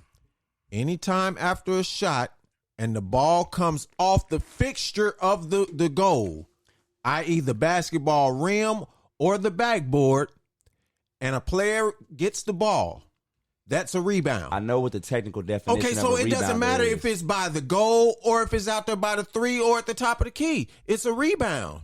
So if this team I'm playing, every time they come down and all they shoot is threes the whole fucking game, and every time they shoot, that ball's coming off outside the key, and only the guards are getting rebounds. So you're saying the big men ain't doing their job and the guards are just lucky. No, what I'm saying is the big men are in the post and somebody shoots a long shot and it hits off the rim and it flies 35 feet. No, I don't expect all the big men. I'm not going to say you're not doing your job because you didn't chase the ball 35 feet and you don't, or even if you do chase it and you don't get it, I'm not going to say you're not doing your job. Why? That's a long ass way to run. It's a rebound. He's supposed to get it. Yeah, So I didn't say it's not the shouldn't- guard's I didn't job. say it shouldn't count as a rebound. What I said is don't call him a great rebound because you got it. You can get a rebound and not be a great rebounder. Okay, You know that, check right? this Just like out. you can score points Okay. and not be a I'm great I'm scorer. I'm gonna throw a name at That's you. the thing. You know that, right? I'm gonna throw a name at you that got rebounds by the goal, out by the 3-point, by the half court. Dennis Rodman. I And know. it's the best motherfucking That's rebounder that that's was a in great the league. rebounder. You can put Dennis anywhere to So get a why rebound. come You can't nobody put can't Russ nobody everywhere else to get a can't rebound. nobody else do it like that? Bro, Can't hell no. Can't can't- nobody do it like that. Can't nobody else can't nobody else get rebounds like that and be a great rebounder? Like Dennis? Yeah. Because he No, used to get him. that's what I'm he saying. used to hustle and get him What did you say? outside What the did key. you say? You get him. He got him everywhere. Russ ain't, bro. I watch the games all the time. If the big man going up for the rebound, Russ don't be getting. The only time Yes, he gets he though, do. hold on, I'm just gonna say the only time he get though is if he tell his big man get off the closest spot to the hoop on free throws. So like I said, this is things I watch. Get off the closest box. Let me get down here. I literally seen Russ snatch a rebound from the other team big man Man. by out jumping him. I've literally seen that. Okay, so you think Russ is a great rebounder? Yes, he's a great rebounder. Okay. Yes, he's a great guard rebounder. No. Just, One of the best. One of the best guard rebounders. Yes, he is. Not a big man rebounder, but he's a good guard rebounder. And he probably would have the most rebounds for his position, just like how you was helping up Jordan for his position. Remember? mm-hmm. All right, so he's going to be the great rebounder for his position. He does what needs to be done. Like, you act like all the other shooting guards can't do what Russ do. That's the only thing. If it was a situation to where the other players could not do what this player is doing, then I will be with you. I will be so much with you. I'd be like, yo, you right. Russ be cheating like a motherfucker because that's all he be doing. But, bro, all these men have a capability to do the same thing. They definitely do. They don't. They choose to spend their energy doing other things. They do. They're not going. They're not finna run. They're not finna run from half court and go try to chase down a rebound. You say, oh, well, that's what I want my guy to do. Be it, you know what I'm saying? Just all effort all the time, and that's good. But that's also part of his problem. He don't know when to turn that shit off. Wait. That has nothing to do with. I said you said these you dudes. just tried to connect his, No, you just his said game you said these with his dudes. You rebounding. said these dudes can't do it. What I said was they can do it. No, they just I choose didn't not say to. the dudes can't you said, do no, it. you said they choose not to. I said yeah, they spend their energy doing other things. Why?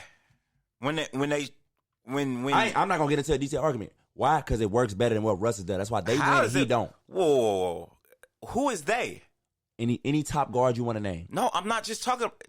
Wait. So, wait. Because it ain't been that many champions since Ruck's been in the league. It's only been a couple teams. Same teams. Since Russ been in the league? Yeah. Golden State only account for 3. Russ done been in the league, what? For the same teams. At least about 10. He about in year 10, 11. He's in year 10. Who's been in the finals his whole career? You got LeBron. You got LeBron's Spurs. been in his finals his whole career. What do that mean? Listen, who's been on the West in the finals his whole career? Spurs, Golden State. Mostly the Spurs and Golden State. Yeah, so that's 3 teams. Okay? Mm-hmm. That's 3 teams. And you're talking about they win more. Russ has been in the playoffs. Russ has been to the finals. He went there once. So what are you talking about? They with win. KD. Who is they? The people on the 3 teams? Damian Lillard goes further in the playoffs than he does. No, I'm finna go down the list. he only did it 1 year. No, Damian Lillard always gets past the first round. Russ never gets past the first round. Yes, he did. He went to the finals with KD. One time. But wait a minute. And he had KD and Harden. Are you talking about who he got? I'm just talking about the player, bro. You just said they win more. Yes, they do. You bring it up one time going to the finals. Going to the How finals. long has his career been? When has Russ been out the playoffs? When has he been out the playoffs? When has he not made the playoffs? Last year. So Washington. Who's the other guys that are better? Who are they? Who are you talking about? I was starting to name them. Who? Damian Lillard goes to the playoffs just as much, gets further. Fucking I ain't even gonna include Steph and them. Chris Paul. Bro, how does Damian Lillard he goes to the playoffs? How does Damian Lillard get farther? He's never been to a conference final. Yes, he have, bro. He lost to Golden State. I know exactly what I'm talking about. A couple last year. He lost Russ to has Golden been there, State. done that. Been there, done that. Like 8 years ago with the best player in the league. And when he did that, that was his first time doing that. And only time doing that. And when he lost the best, no matter which side Who you else? on. Keep naming. That's I it. want to know who else is better. Jamal Murray goes. He hurt right now. God! He goes past Did the you first just- round. He did goes you past. just mention Jamal Murray? You keep on trying to talk about, well, who gets there? He gets there. He lasts 4 games, 4 or 5 games. That's it. No. James Harden. You're saying the guys that don't do it win more. That don't choose to get rebounds win more. That's what you're saying. I didn't say they don't choose to get rebounds. I said that don't worry about their stats as much. That don't put that all their energy in trying to get stats. See, that's what you think it is. What hard work leads to rebounds, assists by going at a fast pace does not necessarily mean he's chasing that. Now, when it comes and he at 9, and at 9, oh, let me go ahead and get this last one. Now he chasing? No, he plays in the flow of the game, So bro. with all the help he has in his career, that he done had in his career, why the hell can't he get past the first round of any year of his career minus KD? Why? He done had plenty of help. And all these dudes before him, they go further. After him, they go further. Why is it he's the common denominator? It's not his day. Why did LeBron go How to many 10 finals and years? only win 4? How many years? It wasn't his Because he was in day. a shitty East, and they had to go up against better teams in the West. It wasn't his day. It wasn't his day, And LeBron, bro. like I said, he at least still going. He going to the finals. He going to conference finals. We're talking about the first round. Well, most times in the first round, you're playing somebody that has a barely winning record or a losing record. So what? They're not even that good of a team. Well, that's not true. Because it's hella teams that don't make the playoffs. It's only 8. So how are they not that good of a team? Only 8 don't make it. 50% in both conferences make it. But You have 8 that do, 8 that don't. I mean, 15. It's 8 that do. 50% is a good number, correct? 50% is a good number. Actually more teams that make the playoffs 50% is a than good number, correct? It's more Because than 50. you just up 50 on Hold on, Michael. it's more than 50. It's more than 50%. It's more than 50% that goes to the playoffs that don't. 8 teams go, only 7 don't. It's only 15 teams in each conference. So out of them 8, they're the best in the conference. They got a lot of spots. No other sport has They that got a many lot of spots. Yes. spots. Every other sport, nobody Bro, let in half the conference. That's what make their playoffs more exciting. That's why people don't really even be watching the first rounds like that. No other professional sports allows half the damn teams in a conference to go to the playoffs. Your arguments go way far left. That had nothing to do with what we're talking about, okay? I don't care what the NBA allow. I don't care. See, that ain't even what we talking about. That's not even what we talking about, bro. We talking about Westbrook. All right? If Westbrook is playing whoever's against him in the playoffs, okay? All right? And he loses, that doesn't mean he was the catalyst of that loss. You're trying to put everything on one player. No, I'm trying to put something on a player that no matter what combo of team you put around him, it's the same thing. And these same players go other places and they have more success. You can't keep saying, well, it's just not your day-to-day. It's just not your day-to-day. Okay, I'm going to get you this teammate and that teammate. It's still not your day. Okay, I'm going to get you this teammate and that teammate. It's not your day. What success did Paul George have? Paul George had been to the conference final multiple times before he ever got on a team with Westbrook. What success did Paul George have afterward? Like you just said after, and then when he went to the finals, did Paul George win? Once he moved to the conference finals? Yeah. No, he didn't win. Okay. He went up against a super team. Oh my God, bro! We're not talking about Russ against a super team. We talking about a first round matchup. Oh my God! You trying to make the matchups even? It's not. When Paul George goes up against a first round matchup, he wins, bro. He wins. Oh he has not lost in the first round since he's been on a team with Russ. Oh my! You know that, right? He hasn't. He's been out the first round every year since him and Russ separated. Oh my God, bro! James Harden. Same thing. Was going prior to getting Russ.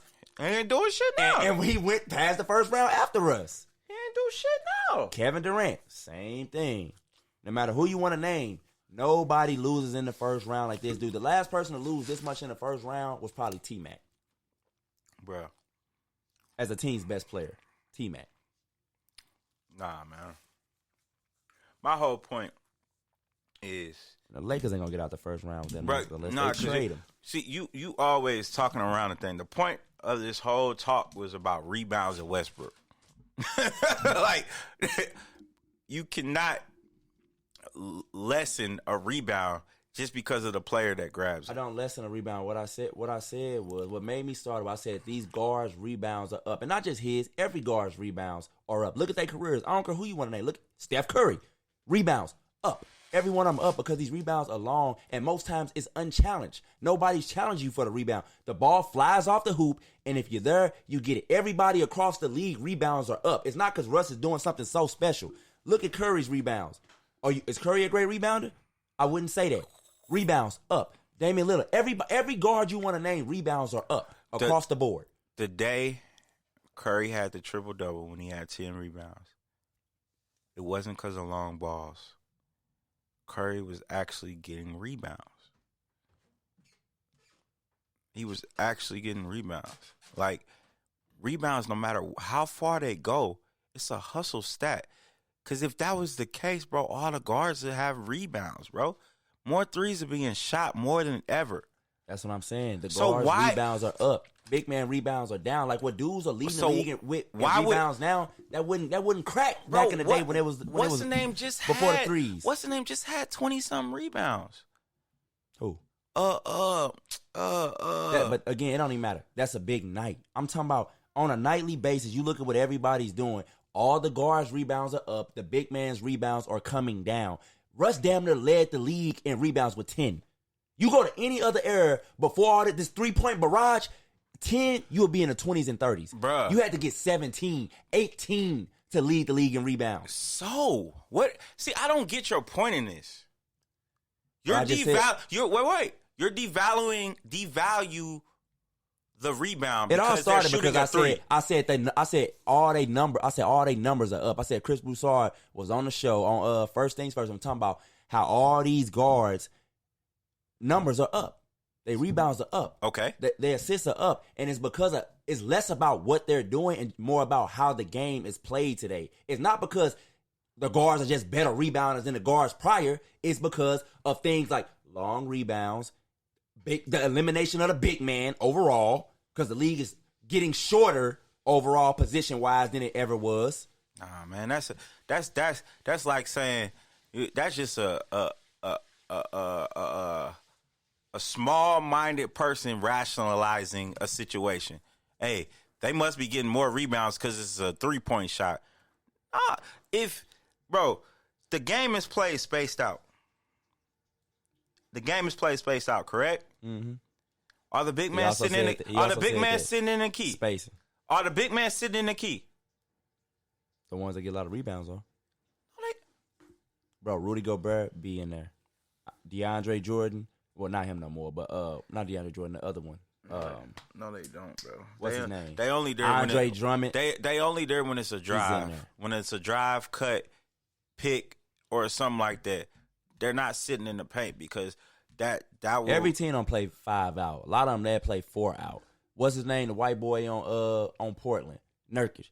He be in there. He's not standing at the 3 all day. He's not. I'm not saying standing at 3. Okay. I gotta show you this, bro. Most offensive play with the Clint center. Capella, he's in there. They play with the center at the free throw line. Joel Embiid. They play with the center at the free throw line, and it's open. But even that, when you shoot a ball, the rebound is not that far. When you shoot a 3, the rebound doesn't go necessarily all the way back to the 3-point line. Come on, man. Every rebound don't go all the way back to the 3-point line. That's what I'm saying. Rebounds are about effort, hustle, and who wants it the most. Nothing else, nothing less. If you don't want it, you're not going to pursue it.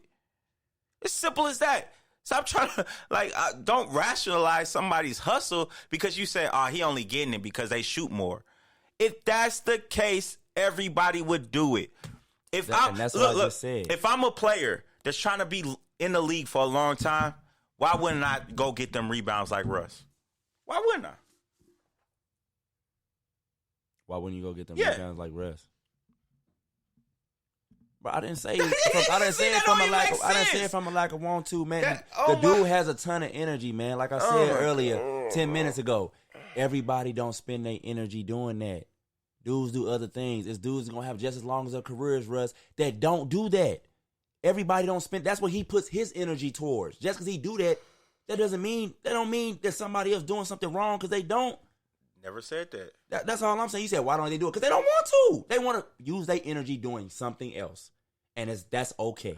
So Russ spends his energy wanting to do that. So what I don't get, why are you downing it saying it's only happening because of the... I didn't even start out talking about Russ. I said everybody's numbers are up. No, you said Russ and LeBron I said some of the best ones. I said they are 2 of the main ones that know how to get big stats. They know how to get big numbers. And they do. By hustling. They do. By hustling. By actually playing. Nobody that has watched LeBron the last 5 years is going to mistake the way he played for a fucking hustler. Don't say that. He don't hustle. Most times he's standing there. He is not a hustler. And he still managed to always get them same numbers because he's smart as hell. He know how to get those numbers. Nobody's going to say, the biggest LeBron fan you want to know is not going to say LeBron be out there hustling. Bro, LeBron get an average of 3 rebounds a quarter. It ain't by hustling. He's just smart. He know how to pick and choose his spots. No matter how pick and choose the rebound. No, you can't tell the ball where to come off. First of all, you could be smart enough to know based on how somebody... Man, I ain't got to say it. Dennis Rodman explained it all. He said... Yes, by how the ball bounced off the rim. Yes. That's a skill. LeBron got that type of intelligence. That ain't hustle. That's I just said he's one of the smartest players. Oh, my God. I said don't categorize him as a hustler. He don't hustle. I said he's smart. Him and Russ, they both get numbers. They do it different ways. Russ will do it by hustle. LeBron do it by intelligence. But LeBron doing it by intelligence is why he wins and Russ doesn't. Just because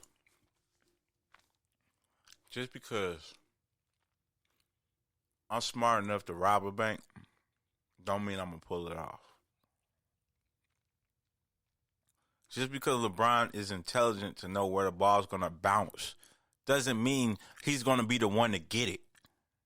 It takes effort to get the fucking ball, bro. I didn't say it didn't take effort. I said that he's not a hustler. Effort and hustle is different. them different levels. Somebody can give you effort and you not say, bro, he hustling. Any coach will tell you, bro, rebounds a hustle stat. No matter how you want to say it, no matter how you want to downgrade it, any rebound is a hustle stat. Any coach will tell you that from any level. It's a hustle stat.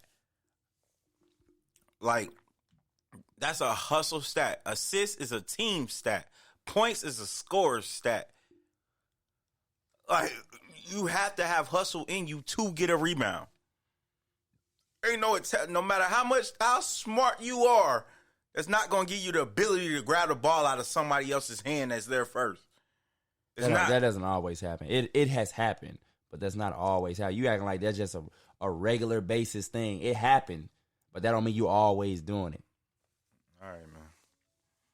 I guess everybody just letting everybody get rebounds now. A lot of these teams don't be trying to rebound. The majority of these games, they shoot, and unless it's the playoffs, they shoot, and they start running to go get on defense. Yeah. Ball goes up, and everybody run the other way. Somebody got to get the rebound, so whoever going to run to it is who's going to get it. And because that's how it's supposed to be. Okay. You don't have to be great at getting rebounds to get a ball that's sitting there. All you got to do is just hustle your ass to it. Then why don't everybody have them stats? Because everybody doesn't want to spend their energy doing that. I just said you got to hustle to it. You know how big the court is in the NBA court? How much energy does it take to go get a ball that's finna roll over there? Well, the NBA court is hella big. It's 94 feet long. It's not that big. 50 feet it's wide. Not that big. It's not that big. It's not that big. Okay. It's not. I've been on the NBA court. I'm telling you, it's not that big. I've been on there, three steps from the 3-point line, I can go to do a layup.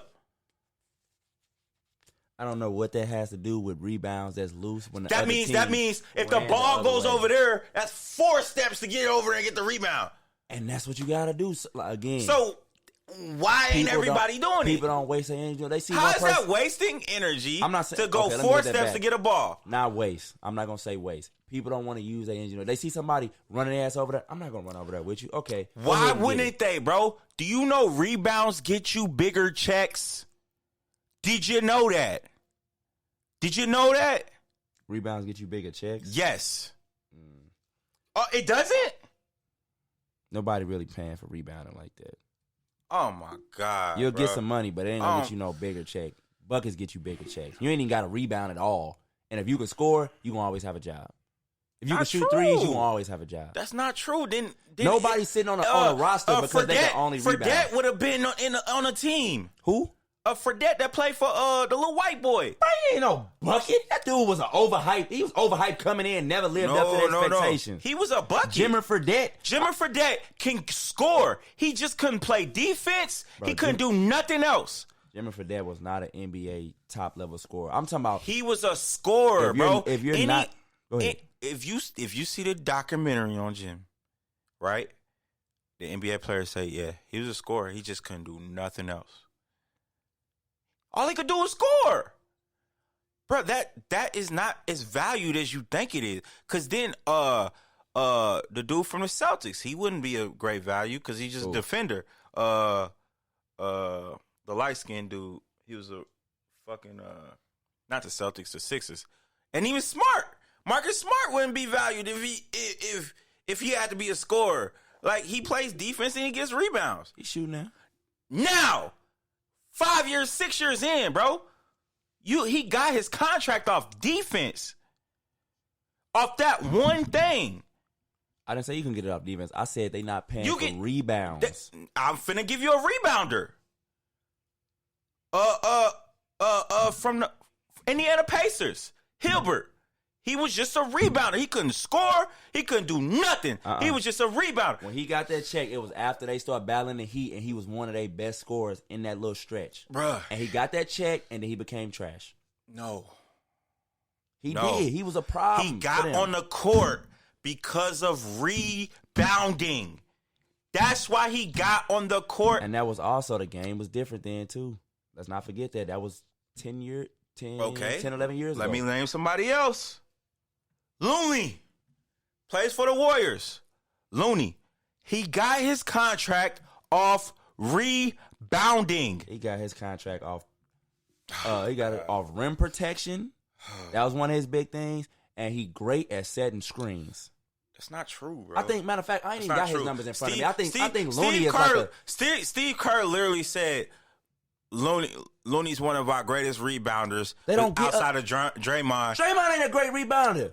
Kerr said out his fucking mouth, Looney's one of our best rebounders. Because they asked, so before they re-signed him, they said, are y'all thinking about, why wouldn't we? He's one of our best rebounders and a force inside.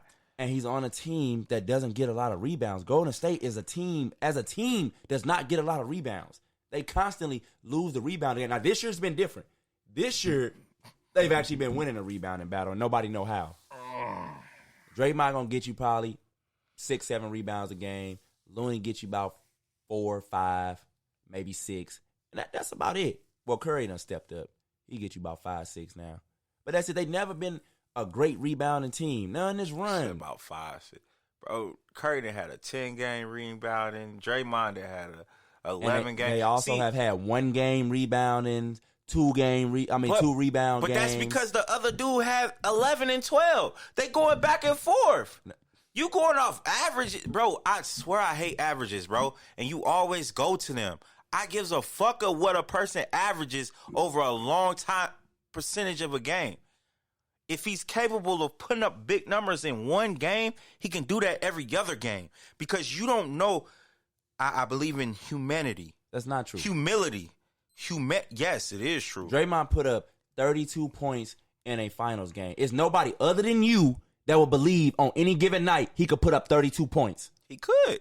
If they needed him to. You and him believe that. They have needed him to, and he couldn't come. Bro, he could if he needed to. No, he could not. They literally be leaving him open in games. In literal NBA games, they leave him, and he can't even get the bucket. Wide open. That's not what they asked him to do, is get a bucket. You don't think all 15 dudes on any NBA roster, they say if you open, they don't want them to make the shot? No, they literally, don't. he doesn't have a defender. Bro, you're talking about a dude a coach that came from the era of having Dennis Rodman on his team. Kerr literally had a guy that they didn't ask to shoot. He literally, like, if you would listen to the dialogue of these people, bro, and stop assuming by averages. We not in that era no more, though. I don't give a fuck if we're that not in the era. 30 years ago. It doesn't matter if your style of coaching and your style of play is that, Draymond, we don't need that from you, bro. If that's what he said, we don't need that from you, then why the fuck am I going to do it? Why? They done lost games because you can't count on Draymond to get a bucket. Bro, if I go into a game with my strategy that I won more games of by doing my strategy, and I end up losing by doing the strategy, I'm not mad at it. Because I won more trying to play this way than I have not. So, Draymond, tell me how many rings you got. Are them rings because you were one of our top scorers? No. Well, then we don't need that, Draymond. We need you to do the other things. One of them was. Anyways. He only got 3. One of them was. So that means that's 3 more than 60% of the guys that play in the league. You bro, stop minimizing one championship. Because if a guy got one, that's big. It's a lot of guys that got none. And the ones after that was why? Why? What team was he on? Oh, my God. Because they was on a stacked team. Nobody was going to beat them. That's why. Oh, my God. You like to I know you want to go to something to where you can make a good point. No, it's nothing to make. You say Draymond Green, everybody know what happened. Everybody know what happened. Because he love to use that argument. Look how many rings I got. Nigga, so? You was on a stacked team and nobody was going to beat. Nobody want to hear that shit. Nah, bro. They weren't even in battles, bro. Literally, they swept the entire playoffs one year where nobody got a game. If I'm getting to work off a quarter tank of gas, and I ain't got no money, and I do this shit every day, I'm not gonna put more than what I need to get in the gas. I'm taking with what I know. And Kurt's like, man, don't change shit. I hear them saying you don't score. I hear them saying you don't do this. But Draymond, do we win when you play the way you play? Yeah. Sometimes. How can you say sometimes when they win a lot.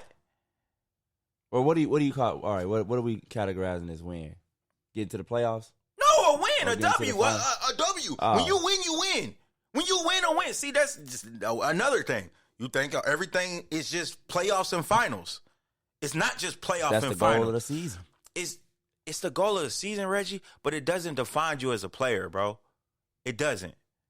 It defines fandom, being a fan, and you characterizing them.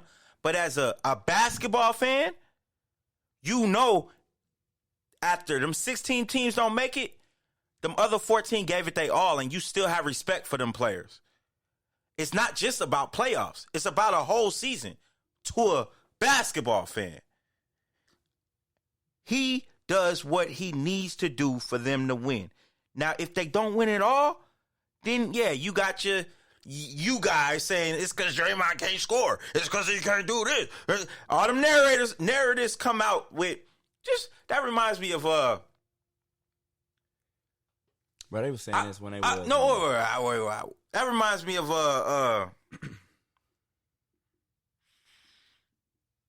damn, who was that? They were saying this when they was winning. Who was that?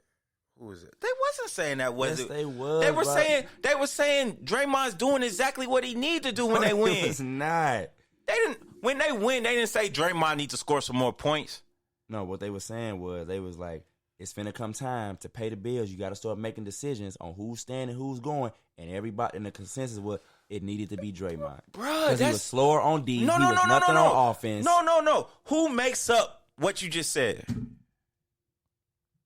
Who makes that up? Who make it up? Who said it? The consensus or whatever? Who makes that up? The people that's around the game the most, not the fans watching on TV. No, the people that's no. around the league executives. The media, people that's around the team day to day. No. Nobody around the team said that. Okay. The media said that because they're going off what that team needs, which is their job. The media is supposed to make assumptions about, they need to get rid of him. That's what Damian Lillard. He's done told y'all motherfuckers 50 times. I'm not looking for a trade. I like it here. But every week they have a loss. Damian Lillard's upset. You could tell he's upset. He's ready to go. They need. These are the 5 teams he's looking at, bro. Where's this shit coming? He's never once said this shit. He clearly says, I love it in Portland. I'm staying in Portland. They make up this shit for headlines and for you to buy into it and say 90% of the dudes before they make a move don't say nothing. They just do it. They just do it all. It just happens because they don't like looking like the bad guy. It's very rare that players come out and say Ben Simmons did it, James Harden did. But most guys when they want to trade, they don't come out and publicly and give it to the media or the fans. Be like, hey, I want to trade. Them dudes be the dudes at the end of the road. Once again, you're not understanding what I'm saying. Damian didn't say it, but that don't mean he's not saying it. That just means he's not saying it for the public. Once again, you're not understanding what I'm saying. So players don't lie. So because he coming out and saying it, that doesn't mean he lies. No, that's not what I'm saying, bro. What I'm saying is the media makes up their own headlines all the time, bro. Not all the time. Sometimes they do, but not all the time. It's also a lot of things that the media don't report on that they know. It's a lot of things that they hear that they don't ever put people's names behind. But people know that they know and they know it's right. But everybody love to say the media's a lie. No, I didn't say media's. I'm not saying when you put what you hear, is that solid? Is that something you gonna stand on? Because you heard from another person say something? Are you gonna stand on that? No, nobody's standing on it. Yeah, they do. Chris Broussard would literally go on the air and say, I heard what I'm hearing. That's what he said. He said, bro, what I'm hearing. That's their job. That's what they do. That's their job. If they don't have nothing to say, they will not be on the air. Up into the Kawhi to the Lakers thing, Chris Broussard used to be almost 100 with the majority of the stuff he said. When he said he heard something, that stuff will come to fruition. Lies. So he just got lucky. He say he heard something and it happened. I do it all the time. where I'll see something and I make us, hey, he pissed off because I can tell by body and all that. You can tell by that shit. So you can make when you've been doing it for so long, because he's been doing it for a long time. Okay, you can make good sport assumptions by how somebody's showing and how somebody's acting, but that doesn't necessarily mean they feel that way. So you don't think that none of these Wait, players... let me make up. Not make up, but let me tell you one of the lies he got caught up in. And he tried to hide from that so bad. I said the Kawhi thing. No, not. Oh, that was just one. Yeah, that was a big one. All them everybody was wrong. And Kevin Durant. Oh, with the Knicks? No. Oh, which one? See, this is what I'm saying. Okay, so Chris Broussard went on air and said, I talked to Kevin Durant and said this. Kevin Durant said, I ain't never talked to you, bro. He did say that. I ain't never talked to you. What is you talking about? He did. And then he gets back on air and said, yeah, I didn't talk to him, but I assumed because his friend told me. What? That lets me know right there. Every time you said, I heard, you going on with assumptions. It's no ground you speaking on, bro. Anytime Chris Broussard says, I heard, I literally tune out. I swear I tune out, bro. I tune out. I tune the fuck out. It ain't just Chris, man. I'm not saying it's just Chris. I'm talking about media, bro. I'm talking about the media. Their job is to keep a headline going, all right? So anytime the Portland lose, it's going to be a media guy saying, Lillard doesn't look happy. He came in the locker room and took off his jersey. He could have been taking off his jersey to get a fucking shower. Like, and this is be the thing. I don't run with them narratives, and you do. You run with them all the time, bro. Run with the narrative, yes, man. you do. You just came here and said what Chris Broussard said. I was talking about what he said about the game, not about something he said about a player. We was talking about the stats and stuff. Exactly. That ain't nothing about him hearing. That was an opinion he made based on what he seen from back then to now. That wasn't him saying, I heard something about such and such player. Well, I'm just saying, his opinions are shitty, too. Cause all of them have shitty opinions. That's a shitty-ass opinion, bro. And Chris Broussard played college ball. So that opinion, I don't understand it. I really don't. Because that's an obvious statement. The game changed because of three-point line. Duh, the ball's going to go farther.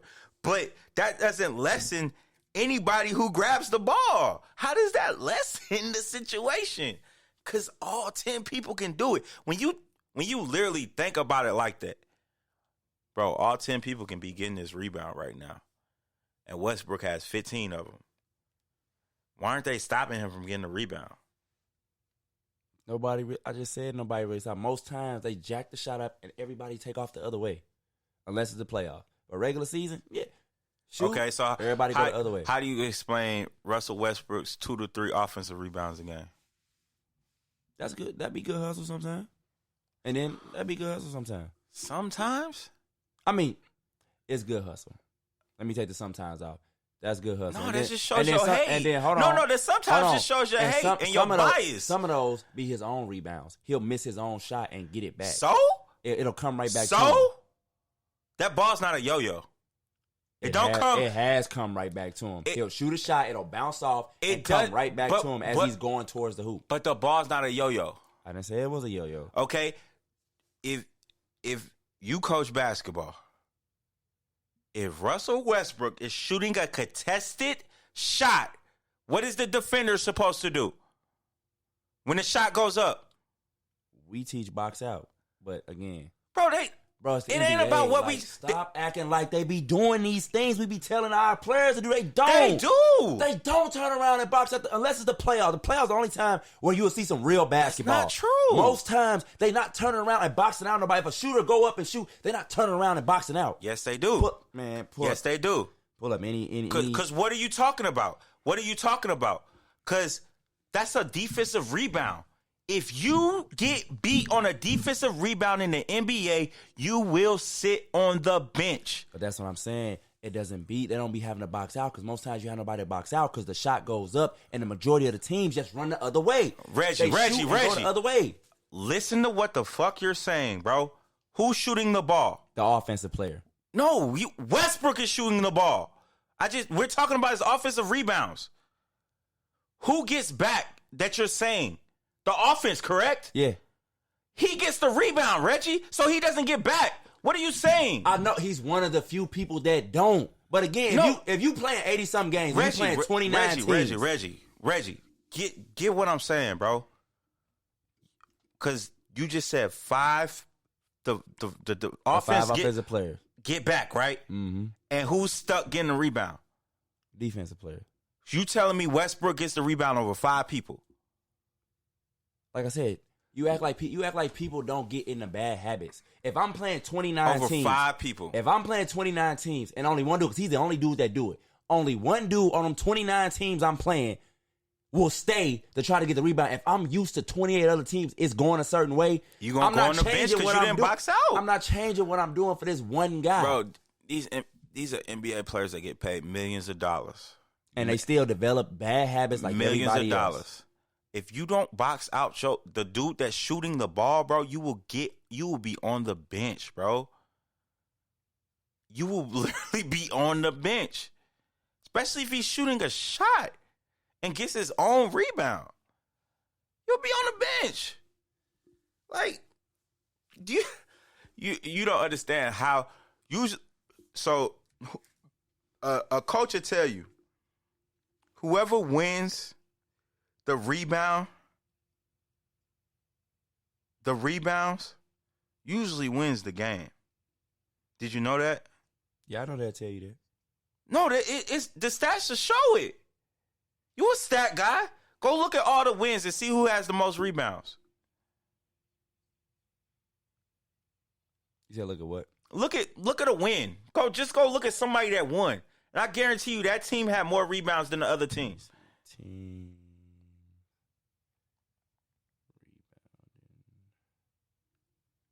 No, just go look at so-and-so that played the other night. And see who won and see who had the most rebounds.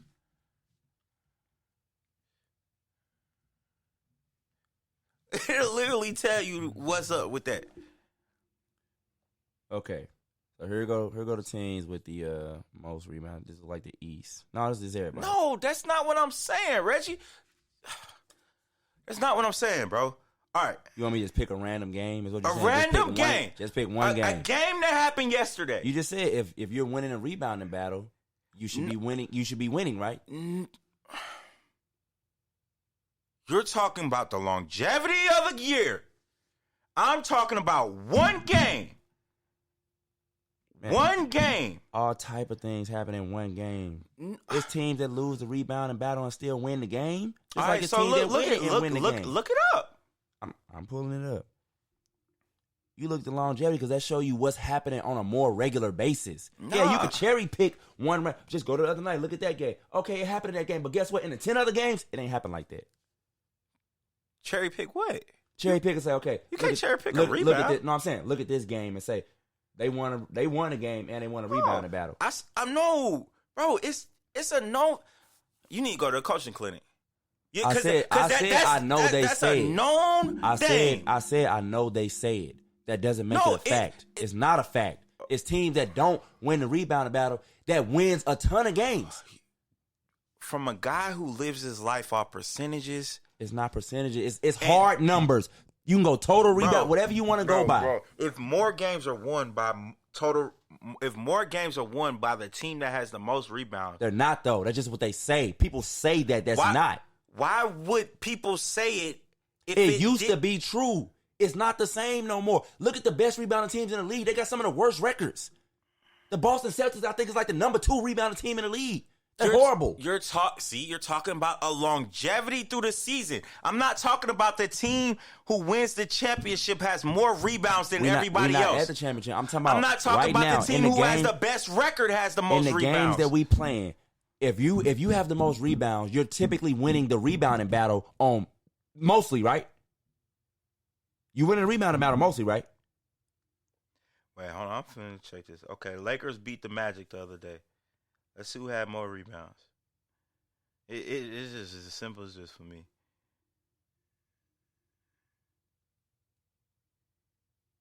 Both of them teams suck.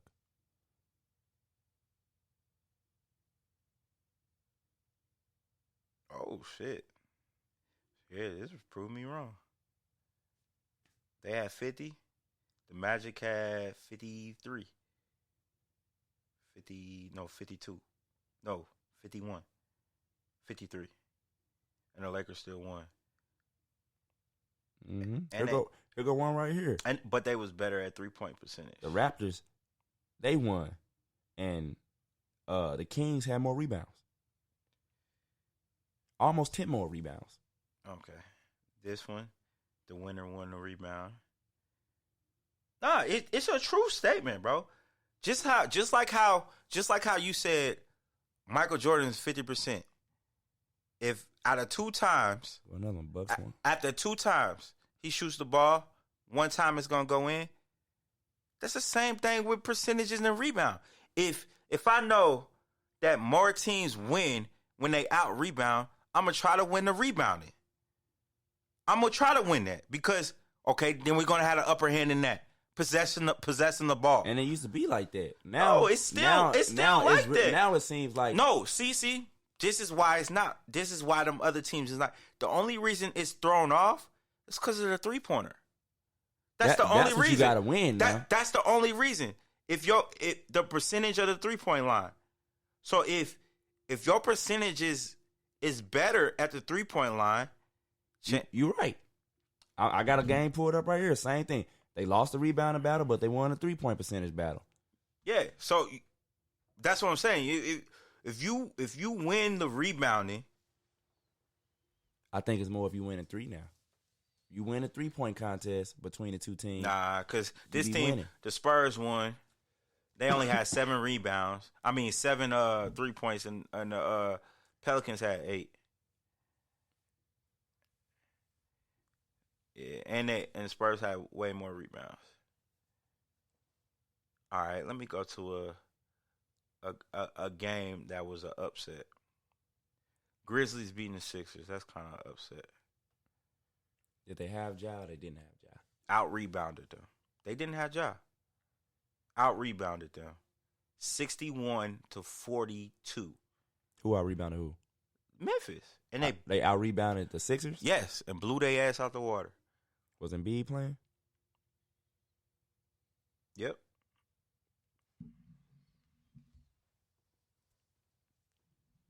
No, he was not. Draymond was.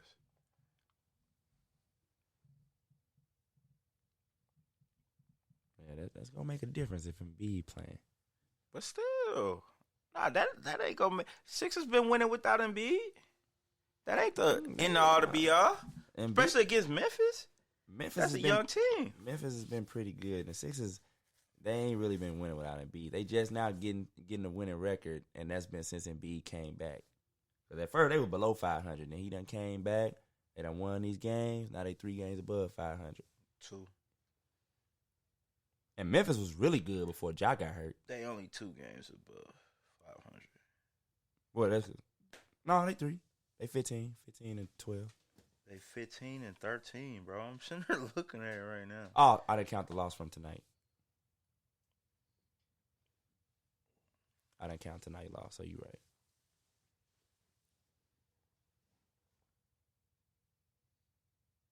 All right. So let's go to the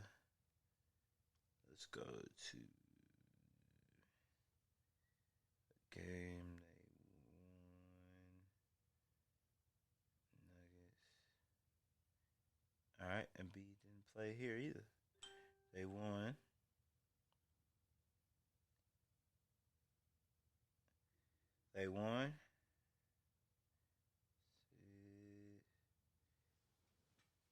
But they 3-pointers, yep.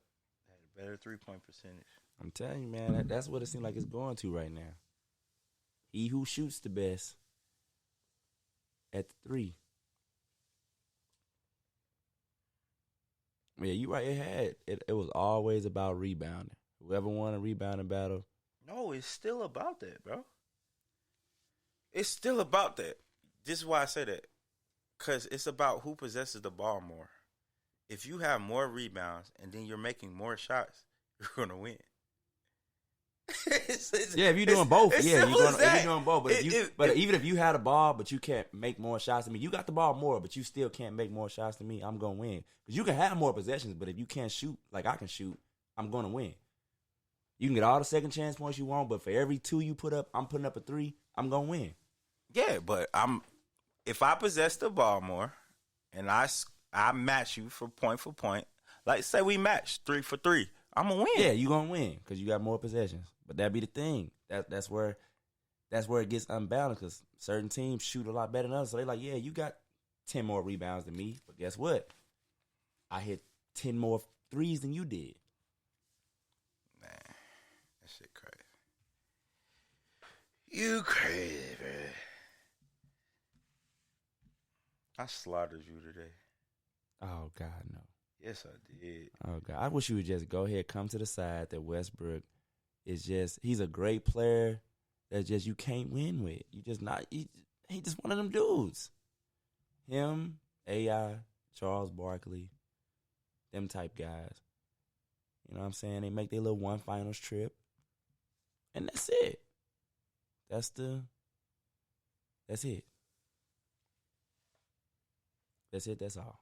I don't know what it's going to take, you know what I'm saying, for you to finally admit it. 'Cause we've been having this Westbrook argument for a minute.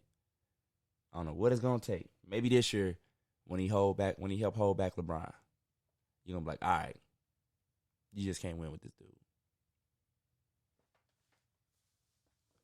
Literally, all the teams he go on don't really have no postseason success. The last time he had postseason success was when he was not considered a superstar.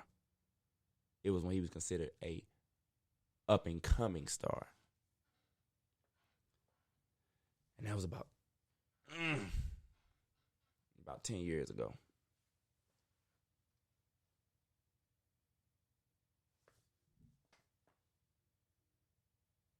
All right, let's talk about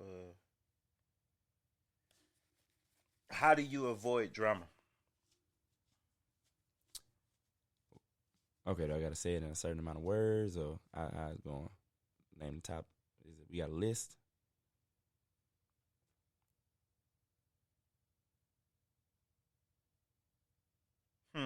I said, is that it? Just that question? Is it a list, or is it we got to say it in so many words, or what? It's just answer that question. That's it. That's all it is. Yeah, how do you avoid drama? Should I say keeping your circle small and not having too many women in your life? No offense to the ladies.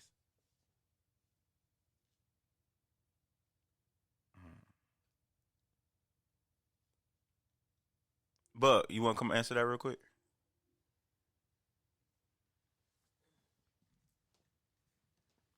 Did you get some good replies on that? Yeah, I got a little bit. How do you avoid drama? It's not even a logical question. I mean, it's not logical to you, but 7 other people thought it was. They gave a good insight on it. So, well, here it is in a nutshell. If you have to think about how to avoid drama, then you the motherfucker that we need to stay away from. So, all right, so I think you thinking about a dude walking down the street like, I'm avoiding drama. Now, what I'm saying is the drama comes to you, but you avoiding the situation. You get what I'm saying? Oh, so it's coming at me. Yeah. So it's drama happening. Okay. How do you avoid it? It's something happening. What are your cues to avoid it from going farther? Well, you just gotta lead the situation and the words, you know what I'm saying, my bad or I apologize. It ends a lot of nonsense that don't need to. Like if you bump into somebody, it's nothing wrong with like my bad, bro. Yeah, by being apologetic. See, that's how you would avoid drama. Yeah, like, by being apologetic. Something happens, you ain't even the type to be like, man, you just bumped me. Yeah, my bad, bro. My bad. I'm sorry it happened. My bad. It's a lot of motherfuckers that won't. Yeah, I know. I'm here. You know what I'm saying? Yeah. They'll bump you and be like, nigga, fuck you. Just like that. Just like that. That's Step not on your very- shoe and be like, nigga, move. Yeah, that's not a good way to avoid shit. Or walk in a spot. And no, that's bringing drama to you. Oh. Yeah, that's bringing drama to you. If somebody walk up and slap you in your face. How you avoid that? That's assault. Yeah. My point, okay, I got dramatic, but the point I'm making is Hey, what this. Kevin Gates say? Hey, you got to die behind that. The point I'm making is this. When you react to a situation, you cause drama. So to say, how do you avoid drama? You don't react. It's just that simple. If drama's coming your way, it's your reaction that's going to determine how you react to this drama. If you react to it, then you're reacting to this drama. That's why I say that it don't make sense to me. Well, wait. If I react to the drama, meaning walk away, my reaction is a positive reinforcement, then it's not a negative reaction to the drama. So be proactive. Yeah, not there's a react. way The to question is using drama as a negative. Oh, you making a question deeper than what it gotta be. It say, how do you avoid drama? Okay, and drama is viewed as being negative, right? For the most part, I can agree with that. I guess if Okay. it's negative towards you because you consider it drama. Yeah, it's drama. Mm-hmm. Okay, so it's based on how you react to it. Even if it's something negative coming my way, okay, I can look at it and say, "Oh, this is bad. I got to get away from it." Okay, or I can say, "Oh, I'm gonna take this head on." Either way, you're reacting to it. You see what I'm saying? You giving the drama fuel. For me, just don't give it no fuel. But that's a reaction. No, it's not a reaction. So He's saying it's a reaction by a non-reaction. non-reaction. That's what I'm saying. That's what the avoiding is. So me not giving it fuel to the fire is me avoiding the drama. That's how I avoid it. By not giving it any fuel, right? That's what you just said. Yeah. Yeah, so that's the same thing. You avoid the drama by not giving it power to control your emotion. By not affecting me. Like, the shit you doing don't affect me. Right? That's my mechanism from avoiding the drama. And that's kind of how my mechanism is. Like, that happens over there, and I see it, but I'm not going to let it affect me. You know what I mean? So, all right, well, this is what some of the people said. They said 911. Keezy said 911. That's how he avoids drama. Tyrone said smack his head. What? Yeah, he just put an emoji shaking my head like, Oh. yeah. I thought you said smack his head like smack the person head. like that. Okay, Andrea said mind your business. Tiffany said delete, block, mute, unfriend, unfamily, whatever whatever I have to do to avoid it because my peace is priceless. Oh, and mind my business and the business that pays me. And she got it. Eric said mind mine. Kim said stay to myself, mind my own business. Basically a lot of the same.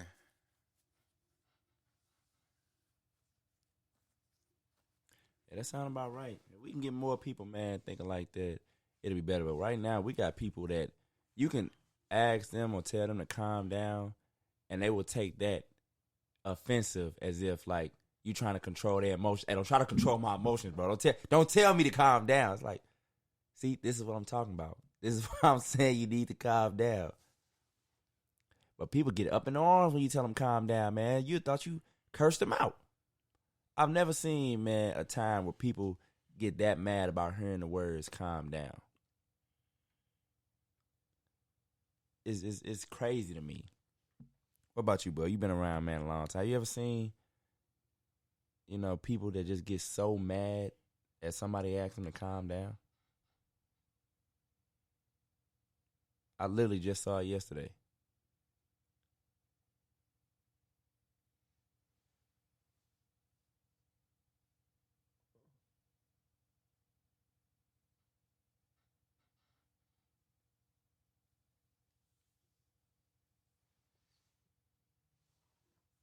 What happened? I was saying. I was Did asking. you just ask him a question? Yeah, I asked him a question. Oh, he thinking. Okay. No, I ain't. No. What about you, Dree, man? You ever just? I didn't hear the question. The question was, I was saying, have you ever seen a time where people just get so upset that you ask them to calm down? Oh yeah. Like that's the fighting words. Like I seen it yesterday. Like that's the fighting words now. Hey bro, calm down. Like I don't understand what ignite rage in people because you ask them to calm down. Well, I think a lot of times it'd be the control factor, because that can enrage somebody by simply, all right, Bug is pissed off because somebody stole his wallet, right? Mm-hmm. And I'm like, calm down. He like, man, don't tell me to calm down. You know why he's saying it? Because he need his fucking wallet to pay his car note before his shit get repoed. You know what I'm saying? Or to pay his phone bill before it get cut off. I don't know the extent of his wallet being gone. I don't know all the shit he gonna have to. I don't know. He probably can't get another license card because he owed money and that was his only card. You know what I'm saying? Mm-hmm. You don't know the extent of somebody's problem. So when you tell them calm down, they like, bro, you don't know my issues. Don't tell me to calm down. You know what I mean? Like, you don't know the extent of why I'm this mad. So don't tell me to calm down unless you really want to know why. That's why I would give advice to somebody that's trying to mediate something. Don't tell nobody to calm down. Say, man, what's the issue? What's wrong? How is that going to affect you? Can we fix any of that? That's more of a problem-solving conversation. You know what I mean? Like, you know, like what can we do? Well, when I said I try to never leave it at just calm down, but it's too hard. It's too hard. I always be like, your hey, first bro, words, down, your first words can get you shot. We don't know the rest of it. You know what I mean? Like, it can get you to end it right there, and we'll never know what you meant. So your first words better be the most important. Like, for real. It better, you know what I'm saying? It better be the most understanding thing that come out your mouth. So then you can get to the part where you say, hey, what's wrong? Oh, I understand. Okay. You missing that? You missing it? All right, now, bro, calm down. We understand everything the problem. All right, now calm down so we can, because you being mad ain't helping. You can't, sometimes with people, you can't start off like that. Because them being mad, it is what helping their situation. I don't think being mad help. In their mind, they think it helps. Yeah, that's what I'm saying. Being mad never helps any situation. It never does. A lot of people don't understand that, though. That's what I tell you. Until they calm down. It makes it way worse. Sometimes you don't be thinking right. Sometimes people that want to help you no longer want to help you because you flipping out and going off on it. Like, bro, I'm trying to help you. Mm-hmm. You know what I'm saying? You gonna treat me like this? Fuck it then. Mm-hmm. Mm-hmm. Yeah, man. Your first words, you better watch what you say first. Yeah. If you're really trying to come to a common ground, and some people tell people to calm down because they know it's gonna incite rage. I saw that yesterday too at a basketball game. What game was I there? Yeah, you said it. Making that dude mad. I did it? Yeah, you did it. You knew it too. I don't care what you say, you knew it. Because when you said it the first time, he was getting mad, and then you said it 2 more times.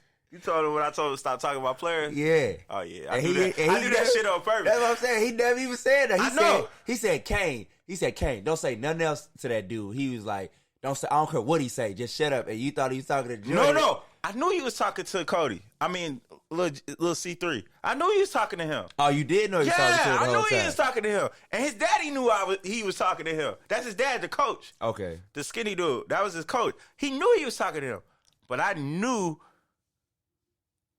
they don't know how to work together like we do. So I was trying to fuck that situation up. But Big C, he real calm and collective. So he ain't gonna let that dude bother him like that. But it was fucking him. That's why they was losing, because dude was trying to give him suggestions. I ain't even gonna say that on live right now. But that's why it happened though. You know what I mean? So I was trying to fuck him up. And it kind of worked, but it did. It would have worked if our players wasn't so number conscious. Because I don't know if you peeped this. Like, we steady saying, hey, just move the ball, don't do nothing. But they move the ball once or twice, and as soon as somebody see that open basket, they like, I'm about to add 2 more points to my line. Yeah. I'm like, no. You don't need to. Yeah. And that's something we got. Man, just go for the win, bro. Man, exactly. I kept telling the athlete, I'm like, man, y'all got to go for the win, right? Not the numbers. Your boy definitely got to understand that. I'm tired of telling him that, bro. It's been multiple games, bro. That one game I literally ran on the court. You remember that? I was like, stop! What the fuck? Right. God, and then you want to be like, because even if they score, you be like, oh, my God, okay, he scored. But then you put the ball in the other team hand. And that's exactly what I said. I said we didn't want the ball to touch their hands no more the rest of the game. Yeah, unless they was going to foul and get it off a miss, they was not supposed to touch that ball no more. I'm like, you supposed to eat it up till you start hearing the coach yell, foul, foul, foul. Yeah. I'm like, that's it. Yeah, my boy do got it bad. But his problem be, he be so busy he want to make everybody eat. He be like, man, I get you a couple more. Hey, run, I get you a few more. Hey, go through there. I'm going to try this. You know what I'm saying? I'm going to do this. I'll be like, man, sometimes you just can't do it. It ain't just your boy. It's all of them. You just can't do it. It's a fast break every time them cats get the ball. Bruh, I swear, I said, y'all think y'all can fix everything with a fast break. Give up a bucket? All right, fuck it. Come on, fast break. We gonna get it right back. Yeah. But, all right. I had another question.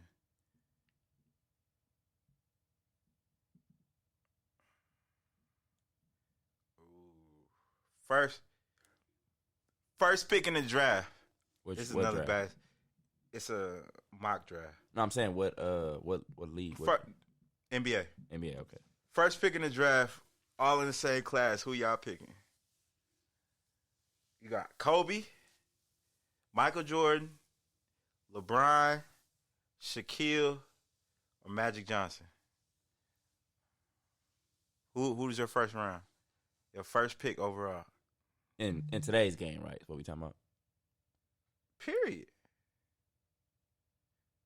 Well, certain players work better in certain eras. Come on, man. Don't be that guy. That's what I'm saying. All right. Don't be that guy. We doing it right now. They all in this draft. I'm going to pick Magic. Who you getting, bud? Magic. You getting Magic, too? Y'all crazy. Who you getting? Shaq. You getting Shaq? Hell yeah. That probably would have been my second one. Hell yeah. I ain't going to lie. Magic can't shoot. I don't need Magic to shoot. Magic know how to ignite a team. Man. Oh, Magic know how to ignite a team. Magic can't shoot. That's okay. He know how to ignite a team.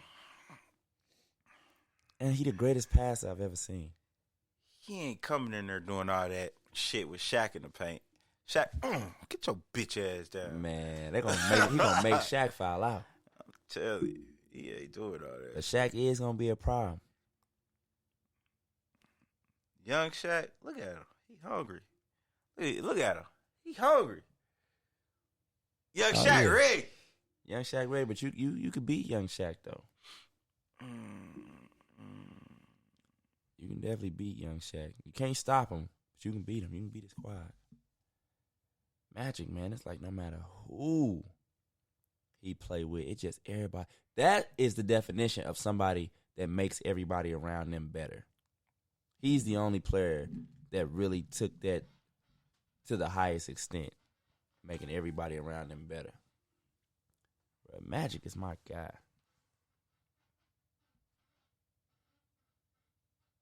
Oh, man. See, I love Jordan, but he can't work in every era. If I got to deal, Magic can work in any era. If I got to deal with today's era, I wouldn't pick Jordan because these cats too soft for Jordan.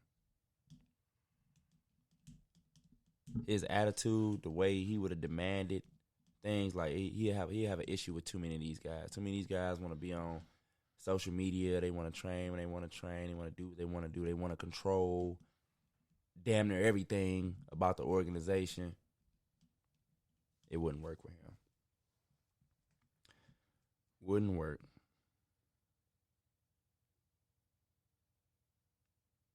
Who else you said? You said Magic. Oh, you said Kobe was in there? Mm-hmm. Yeah, I'm definitely not picking him. I'm not. I wouldn't pick his ass either. Man, young Kobe was a head case. I couldn't deal with that. I know the team couldn't deal with that. Man. LeBron been killing though. His last 8 games, he had over 30 points on all of them except 2. So last 8 games, he had 30 points except 6 of the games. I mean, except 2 of the games out of 8. So out of 6 of them, he had over 30. All right, what is? Oh no, we got some deaths that we gotta talk about. Is it? Wait, hold on. Let me find it, y'all. You got a list? Nah, it was somebody had passed away and they Well, Coach Mo, coach of the Kings. It's been a couple days, but we wasn't on the show. Yeah. But he did pass. R.I.P. to him. The guy Antoine Love, same thing. Yeah. Demarius Thomas, former NFL wide receiver, he just passed. That shit. That they said he had seizures. Mm-hmm. That's crazy. Yeah, he had seizures. They say he was actually afraid to be alone. Like, he didn't like being alone because he had seizures. So he didn't like being alone. I think they said that's what happened. He had a seizure and he was alone. And he died from that. Who else passed? I feel like I'm forgetting something or somebody.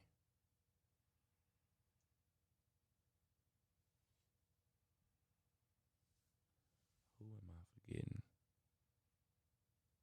Who am I forgetting? Somebody else passed?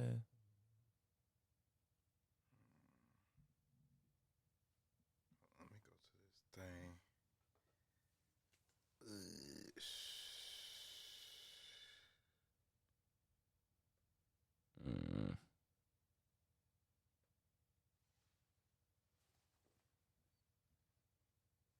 Boosie doubles down on statement that Summer Walker been cheating. What?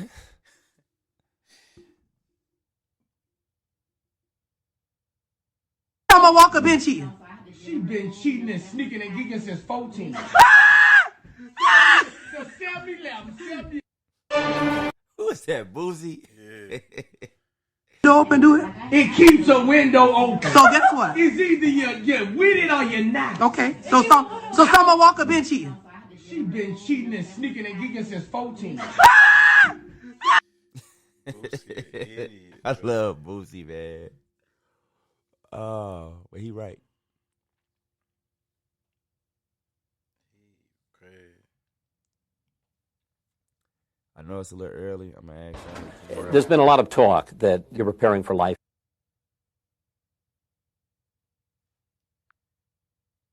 That's crazy. That's crazy. Summer Walker, man, she makes her music based off like her messy ass relationships. You know what I mean? Like that's her. Did y'all know Did y'all know Offset was a background dancer for Whitney Houston? No, I did not know that. From the Amigos? Yes, I did not know that. You didn't know that. No. But, bro, that just constantly goes to show you, like, how all these people be tied in with each other. Already to the industry. They already be tied in. Yeah, and they just be ready. Got involved with her. They just ain't made it yet. You know what I mean? Mm-hmm. They be looking for their turn.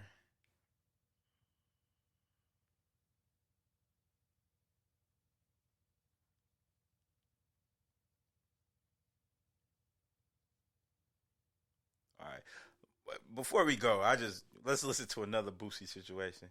Said man was with his girlfriend for years, but as soon as she's around Boosie, she forgets him. Main British dude. I met a chick, right? And I got involved with her. I'm on my balcony. My phone ring. I think it's her. Because I see her name. I say, hey, hello. He say, bro, don't hang up, man. This woo the woo old man. I said, man, why you calling my phone, man? He say, man, I've been with that girl since 7th grade. Everything I done did my whole life revolves around her. Can you please leave my girl alone? I know she done slept with you. I don't care about that. We gonna raise a family together. Man, bro, this dude told me some shit. Prom shit. I'm talking about, man, we went to prom and I broke her. She virgin at prom. Who said I love her? More of the story, man. Keep your bitch from out the club from around these sharks, man. Cause she might see something she won't experience. What are you gonna do if you catch us at the movie? She holding my hand. Yeah, I'm talking to you too. Keep your women at the house. The question is going to be very. All right, how am I gonna play for you here? But I would you. All right, basically, Boosie say, what did he say? He said, dude hit him up and told him. Like, okay, oh yeah, okay. So what would y'all do? What would y'all do if you got a girl? Well, I already know what Bug gonna do because Bug don't deal with cheating at all. All right. So what would you do if you had a girl? She comes home, gets in the shower, her phone rings. It says Sherry, her sister. Mm. So you like, oh shit, let me go ahead and answer this for her because it's probably her. And then when you say hello, they be like, who this? And it's a dude. And you be like, who is this?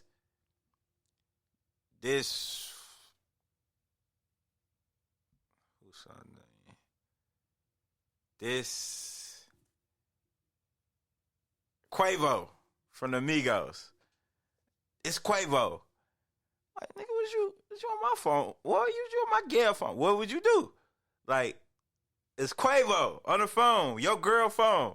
What are you saying? Well, first I go give her the phone. For real? Yeah, I give her the phone, let her talk. You know what I'm saying? She probably ain't gonna have much to say. I'm like, I'm gonna call you back. I'm like, you forgot something. She's like, what? I'm like, you gotta tell her then you need somewhere to stay. You need somewhere to stay. You need a ride. You need to get picked up. So it's over right then and there. Hell yeah. Bro, they hadn't even had to done nothing. The fact that she gave out, like, bro, I disconnect. I'm a tourist, bro. If I feel wronged anyway, I disconnect and it's done. What should be like? Forever. I don't care. What should be like? No, we didn't do nothing. Quavo was just bro. trying to get a business situation. He want to do some business with you. Should have called me. Because he done fucked your life up. So, that's your fault. But and I still hit him to do the business. She could tell me all. I'm like, oh, that's what you want? Cool. Yeah, appreciate that. You still got to go. You know what I'm saying? I'll call him back and we can work on the business stuff, but you still got to go. But what you doing? Same thing? Cutting her off? Shit, she got to pack her shit and go. Get up out of Tell that nigga to come pick up. Like a mug. Well, that nigga was in love. But the sad thing is, I'm not even Boosie. I had that same thing happen to me. I got a call at work. I was on a job site. I ain't finna tell you my shit.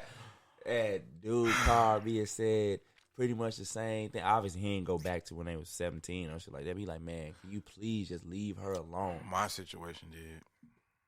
Like, literally, bro. I'm like, bro, for real? And what I told him was, I said, man, because you called me like this, I tell you what. I ain't gonna mess with her. I ain't do nobody no favors. But if she come trying to fuck with me, you ever seen that movie Taken? Yeah. When the dude picks up the phone, he says, I'm a very I know. Damn, how he go? I don't know who you are. I don't know what you want. I don't know what you want.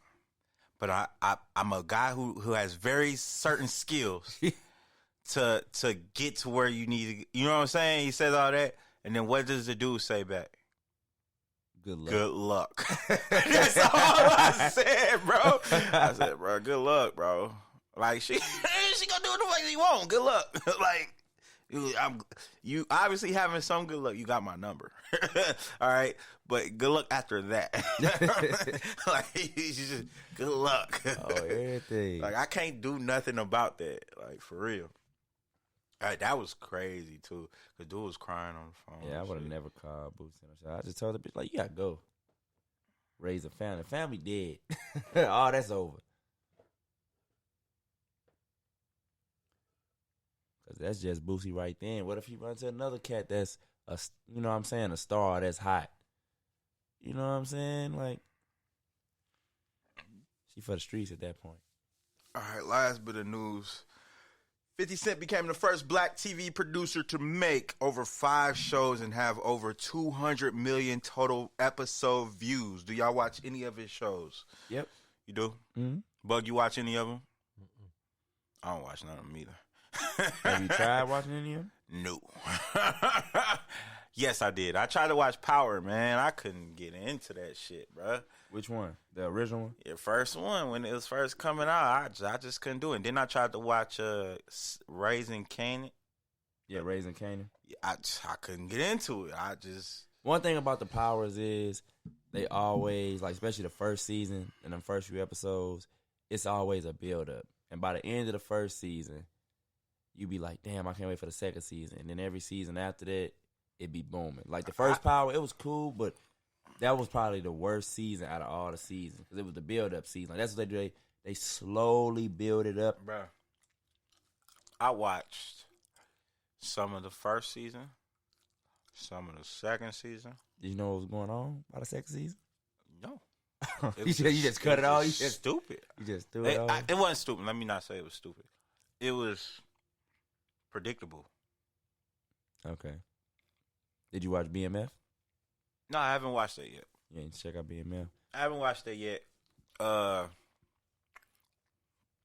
think I want to try it out, but again, it's gonna be like any other hood movie. You know what I mean? Any other hood show. This nigga selling drugs. That nigga want to take his drugs. This nigga saying you can't sell on my block. I'm telling you, I own the block now. This nigga saying I'm the new nigga in the streets. This nigga, like, it's the same. What? It's the same fucking. It's a little different, but I get what you said. When you been in that shit, I get what you don't want to watch it on TV. That's why I like white movies, cause I didn't live that life that other shit, or not even lived it hardcore, but I've lived part of that shit. You know what I'm saying? Experienced that. No, man, I'd rather watch some John in love with Kate and. You know what I mean? So Fresh Prince was your shit, huh? Yeah, I love Fresh Prince. Fresh Prince. I love Fresh Prince. And then I loved like stuff like Family Matters. I mean, those are TV series that everybody like. I'm talking about like a TV show, like Sex in the City. I watch some shit like that. Like what about Girlfriends? No. You didn't like Girlfriends? Fuck no, because it was shit I deal with black women all the time. You get what I'm saying? What about The Game? No, my wife loved it. So I watched it with her. You know what I'm saying? You ain't like it? Because the way they made old girl not fall into line like she was supposed to. The girl that wanted to be a doctor. Oh, Melanie, yeah. Because she could have did all that and still... Darwin could have still did his shit, but she made it as hard as possible. You know what I mean? Like, bro, she used to fuck his shit up, cuz. Like, what the fuck? Hey, I love that show. I can't stand, bro. I started the first and season. Then I love that show. What else? It's back too. With different people though. Oh, you know what? Saved by the Bell. You used to watch that? Here and there. I just like Screech. What is with everybody liking Screech? Cause he was funny. He was just the funny. All the other people was cheesy. You know what I mean? Screech was he was funny. Like, and then I didn't like how they gave him no play, and I love how Screech. I ain't like how you give him no play. I love how Screech real life panned out. He's a porn star, got a big penis, and be fucking them hoes. You sick. I love how he turned out, bro. I was sick. like, I think he just died, didn't he? yeah, he died. No, he didn't just die. He died a couple. I mean, years like, ago. yeah, he died a couple years ago. Who else? What else show? Arliss. You ever watch Arliss, the sports agents? The sports agent show I watched was the one with The Rock. That Ballers. was Ballers. Yeah, I watched Nah, that. see, Ballers copied from Arliss. You gotta watch Arliss. Okay, so that was before Ballers. Yeah, that was back when you was like 4 or 5, and they used to come on HBO. Right, That's right. what Ballers come on. But before, when Real Sex, it was Arliss, and then Real Sex came on. Yeah, Okay. that was the shit. Arliss. What else? What else is a good? Did you watch Lebron show, Survivor's Remorse? That was that basketball shit. Mm-hmm. I kind of dipped and dabbed into it, but wasn't that a movie? I thought that was a movie. That was a show. It kind of started to go a little downhill after Mike Epps left The show. Mm-hmm. What It else? wasn't bad though. I thought he did a good job with it. What else was a good show? Oh, greatest show ever made.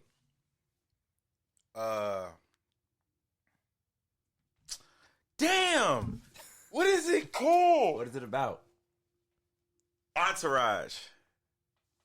Haven't seen it, but I heard a lot of people love Oh that show. my God, you ain't seen Entourage, Nah. bro?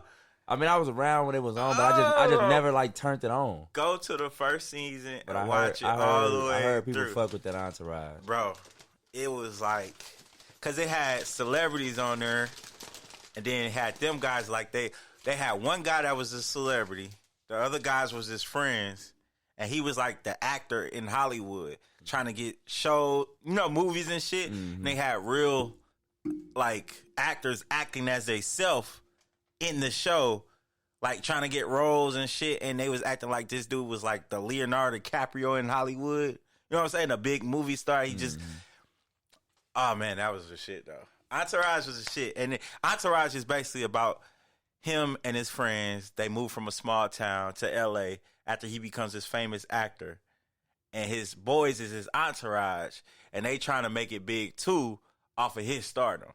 You know what I mean? So everybody's trying to find their own lane and shit. That's kind of like that Survivor's Remorse, but with basketball. Bro. He signed a big contract, and all his family and them trying to do all that stuff. All People coming out of nowhere trying to hit him up like, hey, bro, can you do blah, yeah. blah, blah. Yeah.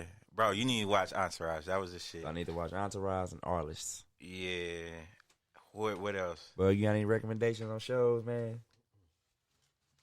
Back in your area, that's when they used to watch like a lot of westerns, wasn't it? Nah, he watched MASH. Back in like the 70s, I know westerns was the shit. MASH and Doogie Howser and That was Doogie Howser. Doogie Howser and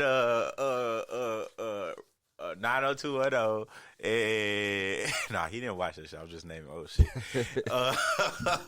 What was that Andy Griffin show? He already told you Batman. Yeah, he fucking the Batman. Bang, pow, boom. What was it? Adam West. Adam 12.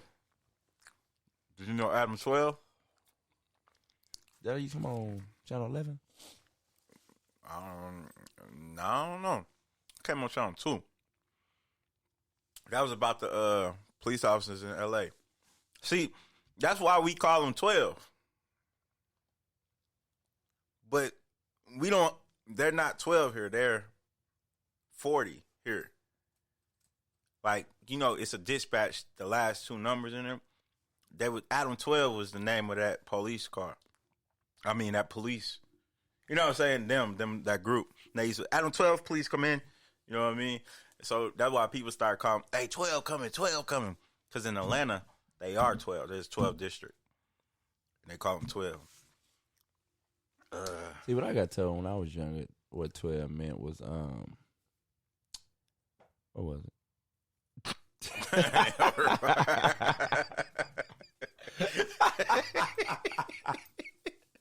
You just need to lean back with it. It was, I think it was like one people, two systems or something like that. Nah.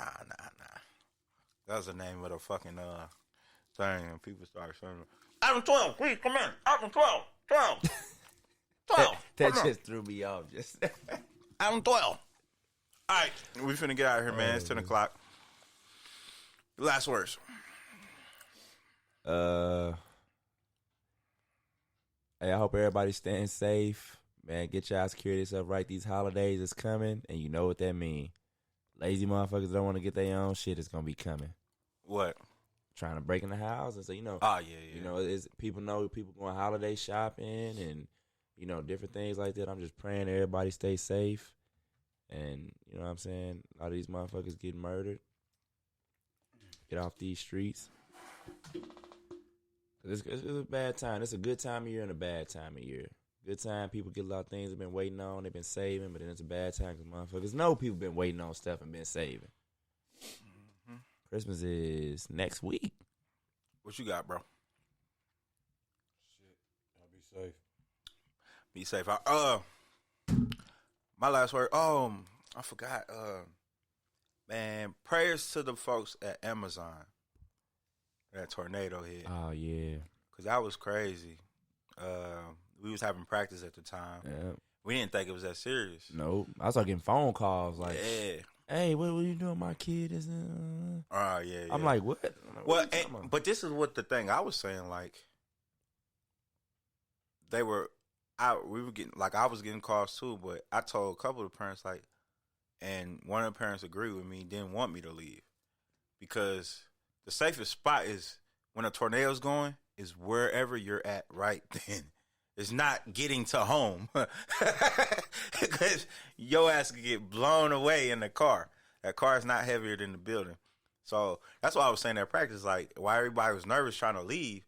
Actually, our safest spot was in that back office, over in that back closet back there, ducking and hiding. Like, it's not out there on the road.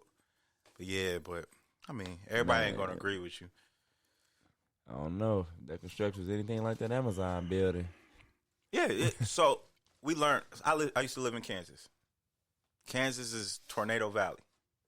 So we had to do protocols every month for the school. Safety drills and stuff like that. Earthquake drills, because there's a fault over there by that area to where that's where St. Louis gets some of their earthquakes from that fault. Okay, so there's certain drills we got to do. And one of the drills we got to do is you got to get under a beam. That's oh boy, that's there in the street. You get under a side, like this beam right here. Mm-hmm. This would be where we're supposed to be right by, because this is the most solid beam in your house. What is it called? The support beam, which the house is built upon. You know what I mean? And yeah, basically you're supposed to duck and hide near them. Yeah. But yeah, all right. Like I said, prayers to those 6 people who lost their lives, and hopefully the other 2 or 3 that they looking for, they find. And if they can't find them now, then they probably are deceased. But so that would probably up the count to like 9. So prayers for them and their family, man. And thank you for listening to the Spillover. Thanks for listening to the greatest show in the world, The Spillover. You already know it's yours truly, Dreek Lockhead, Reggie. It's big, bro. We signing out. Thanks for tuning in. Peace.